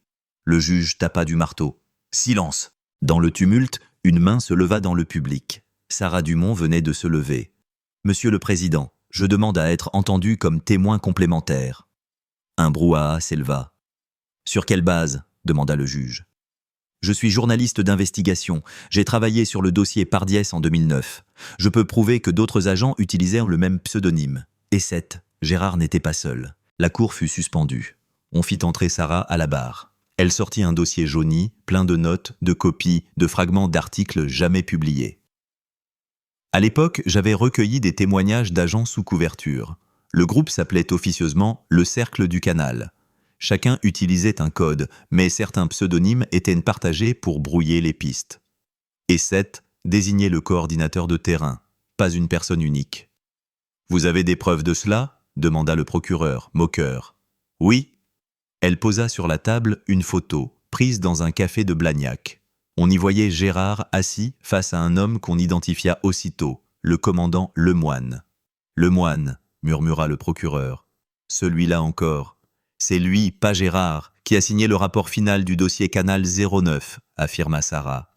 J'ai vu sa signature dans les archives, et c'est lui qui a disparu du service juste après la mort d'Élodie. » Un froid glacial traversa la salle. Les jurés échangèrent des regards. Lemoine, jusque-là considéré comme simple témoin, devenait désormais un suspect.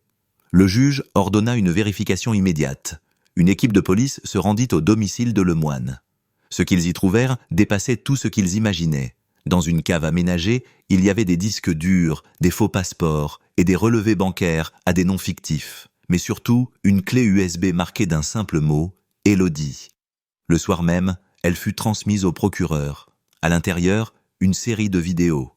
La dernière, datée du 16 février, montrait Élodie, en larmes, s'adressant à la caméra. « Si vous voyez ça, c'est que je ne suis plus là. Gérard n'est pas celui que vous croyez. Il a fait des erreurs, oui, mais il n'est pas un tueur. Ce sont eux, les hommes du canal, qui m'ont trouvé. Je n'ai pas peur. J'espère seulement que la vérité sortira un jour. » La vidéo s'interrompit. Le silence absolu. Le juge ferma les yeux comme pour absorber ce qu'il venait d'entendre. Puis, lentement. « Reprise de l'audience demain matin. D'ici là, je demande la mise en détention provisoire de l'inspecteur Lemoine et la réouverture du dossier Canal 09 au niveau national. » Quand Gérard quitta la salle sous escorte, il se retourna vers Sarah.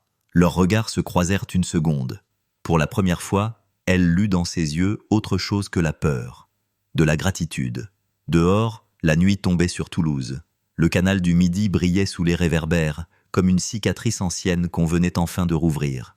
L'hiver 2014 apporta un froid sec sur les hauteurs du Tarn, et avec lui, une tension palpable dans le village de Castelnau de Montmiral. Plus personne n'ignorait désormais que l'ancien policier Gérard Pardiès était dans le viseur des enquêteurs. Sa silhouette massive, jadis respectée, se faisait rare. Il sortait tôt le matin, tête baissée, pour aller promener son chien, puis disparaissait derrière les volets clos de sa maison. Le commissaire Julien, de la PG de Toulouse, avait repris le dossier avec une détermination presque personnelle. Ce qui le troublait, c'était la rigueur avec laquelle Pardiès semblait avoir anticipé les investigations, comme s'il savait exactement jusqu'où la justice pouvait aller et jusqu'où elle n'irait pas.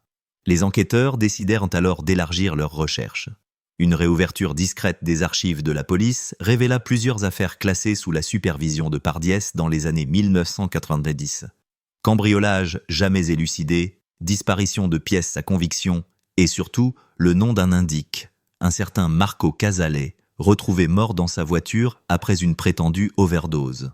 À l'époque, Pardiès était l'enquêteur principal, une série de coïncidences qui désormais prenaient un tout autre sens. Pendant ce temps, Claire Dubois, la journaliste locale qui suivait l'affaire depuis ses débuts, publia un article retentissant. L'ex-flic modèle avait-il un côté sombre ? Le papier fit le tour du pays, relançant le débat sur la corruption dans la police. Les habitants, partagés entre fidélité et doute, évitaient le sujet au café du coin. Gérard, lui, se refermait de plus en plus. Sa femme, Sylvie, disait à ses rares proches qu'il passait des nuits entières dans le grenier à fouiller de vieux cartons de dossiers. Une nuit, alors qu'un orage éclatait, elle monta le trouver. Il était assis sur le sol, entouré de photos jaunies et de documents de service.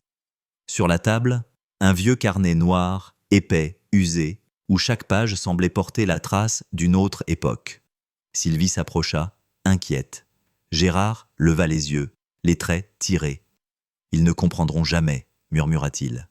Le lendemain, un appel anonyme parvint à la gendarmerie. Une voix grave et calme signala qu'un sac contenant des preuves liées à l'affaire Pardiès avait été caché dans une cabane forestière à 2 kilomètres du village. Lorsque les enquêteurs s'y rendirent, ils trouvèrent en effet un sac en toile bleue couvert de poussière et de feuilles mortes.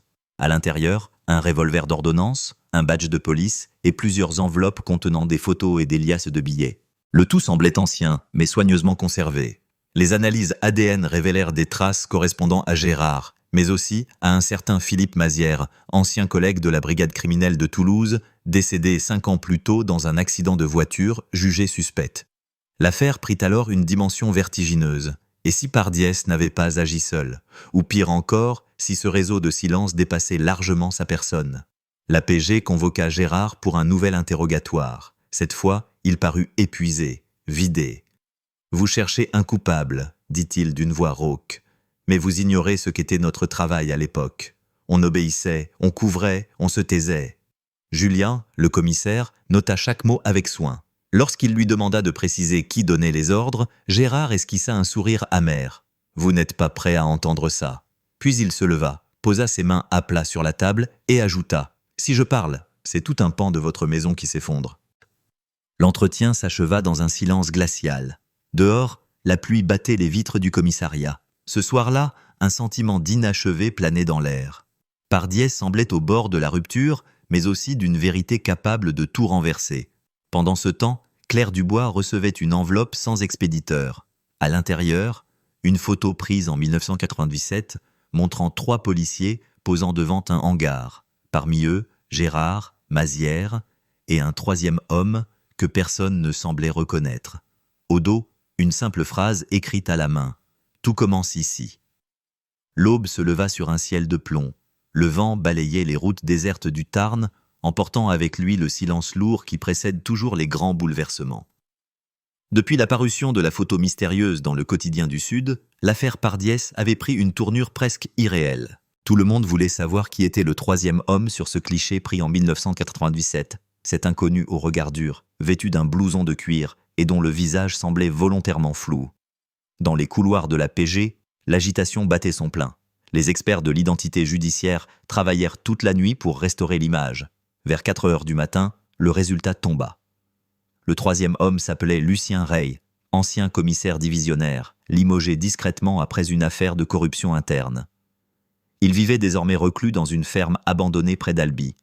Le commissaire Julien décida de s'y rendre personnellement. Quand ils arrivèrent sur les lieux, l'endroit paraissait figé dans une autre époque.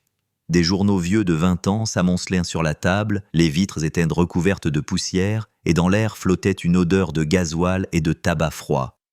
Lucien Rey, vieilli, malade, les accueillit sans surprise. « Je savais que vous finiriez par venir », murmura-t-il. Julien lui montra la photo. Rey hocha lentement la tête. « Cette nuit-là, dit-il, nous n'étions pas 3, mais 4. Vous ne le voyez pas sur la photo, mais quelqu'un se tenait derrière l'objectif. il inspira longuement avant d'ajouter « C'était une opération officieuse, une affaire qu'on devait enterrer pour éviter un scandale. Gérard n'a pas supporté le poids du mensonge. Moi non plus, d'ailleurs. » À ces mots, il se leva péniblement et tendit à Julien une boîte métallique rouillée. « Tout est là-dedans, ce que vous cherchez depuis 20 ans. » De retour à Toulouse, les analyses confirmèrent que la boîte contenait des documents accablants, des rapports falsifiés, des preuves de chantage et des notes manuscrites liant plusieurs hauts gradés de la police à un réseau d'enrichissement personnel et de disparition de preuves. Parmi ces noms, celui de Gérard Pardiès revenait souvent, mais jamais seul.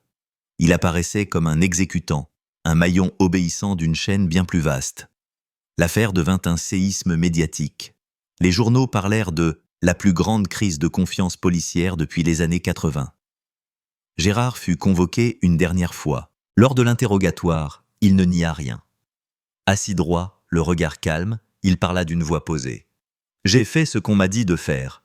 Quand on entre dans la police, on pense servir la justice. Mais parfois, la justice, c'est un ordre. Et désobéir, c'est disparaître. » Il marqua une pause, puis ajouta « J'ai menti, oui, j'ai fermé les yeux. Mais pas surtout. » Il demanda ensuite à voir Claire Dubois, la journaliste. Contre toute attente, la demande fut acceptée. Leur rencontre eut lieu dans une salle nue, sans caméra. Claire raconta plus tard que Gérard lui avait remis une clé USB en lui disant simplement « La vérité, ce n'est pas ce qu'ils veulent entendre, c'est ce que vous allez montrer. » Quelques jours plus tard, alors que la PG préparait une vague d'arrestations dans les plus hautes sphères, un incendie ravagea la maison de Gérard Pardiès. Les pompiers retrouvèrent son corps calciné dans le salon. L'origine du feu resta indéterminée, mais les enquêteurs parlèrent d'un court-circuit. D'autres évoquèrent un suicide. Personne ne sut jamais vraiment. L'affaire fut classée après 1 an d'enquête, faute de preuves supplémentaires. Cependant, le scandale ne s'éteignit pas. La clé USB que Gérard avait confiée à Claire contenait des enregistrements audio où plusieurs officiers admettaient avoir falsifié des rapports. Ces révélations entraînèrent la démission de 2 commissaires et la mise à pied de plusieurs inspecteurs. Claire publia un livre, Silence en uniforme, qui devint un best-seller et fit du nom de Pardiès un symbole ambigu, celui d'un homme qui avait tout perdu en voulant obéir, mais qui, au bout du compte, avait brisé le mur du silence. Des années plus tard, dans le cimetière paisible de Castelnau, une femme déposait régulièrement des fleurs sur une tombe sans épitaphe. C'était Sylvie, la veuve de Gérard. Elle ne parlait jamais aux journalistes, ne répondait à aucune question. Un jour, un jeune homme s'approcha d'elle. Il portait un badge de police autour du cou. « Madame Pardiès, dit-il doucement, je voulais vous remercier. Grâce à votre mari, on a rouvert des dossiers qu'on croyait perdus. » Sylvie le regarda sans un mot, puis déposa une fleur blanche sur la pierre. « Il voulait juste que la vérité survive, » murmura-t-elle, « même s'il devait disparaître avec elle. » Et quelque part, dans une boîte d'archives oubliée du ministère, un dossier portait encore l'inscription manuscrite. « Affaire Pardiès, confidentielle. » Le mystère, lui, ne mourut jamais vraiment.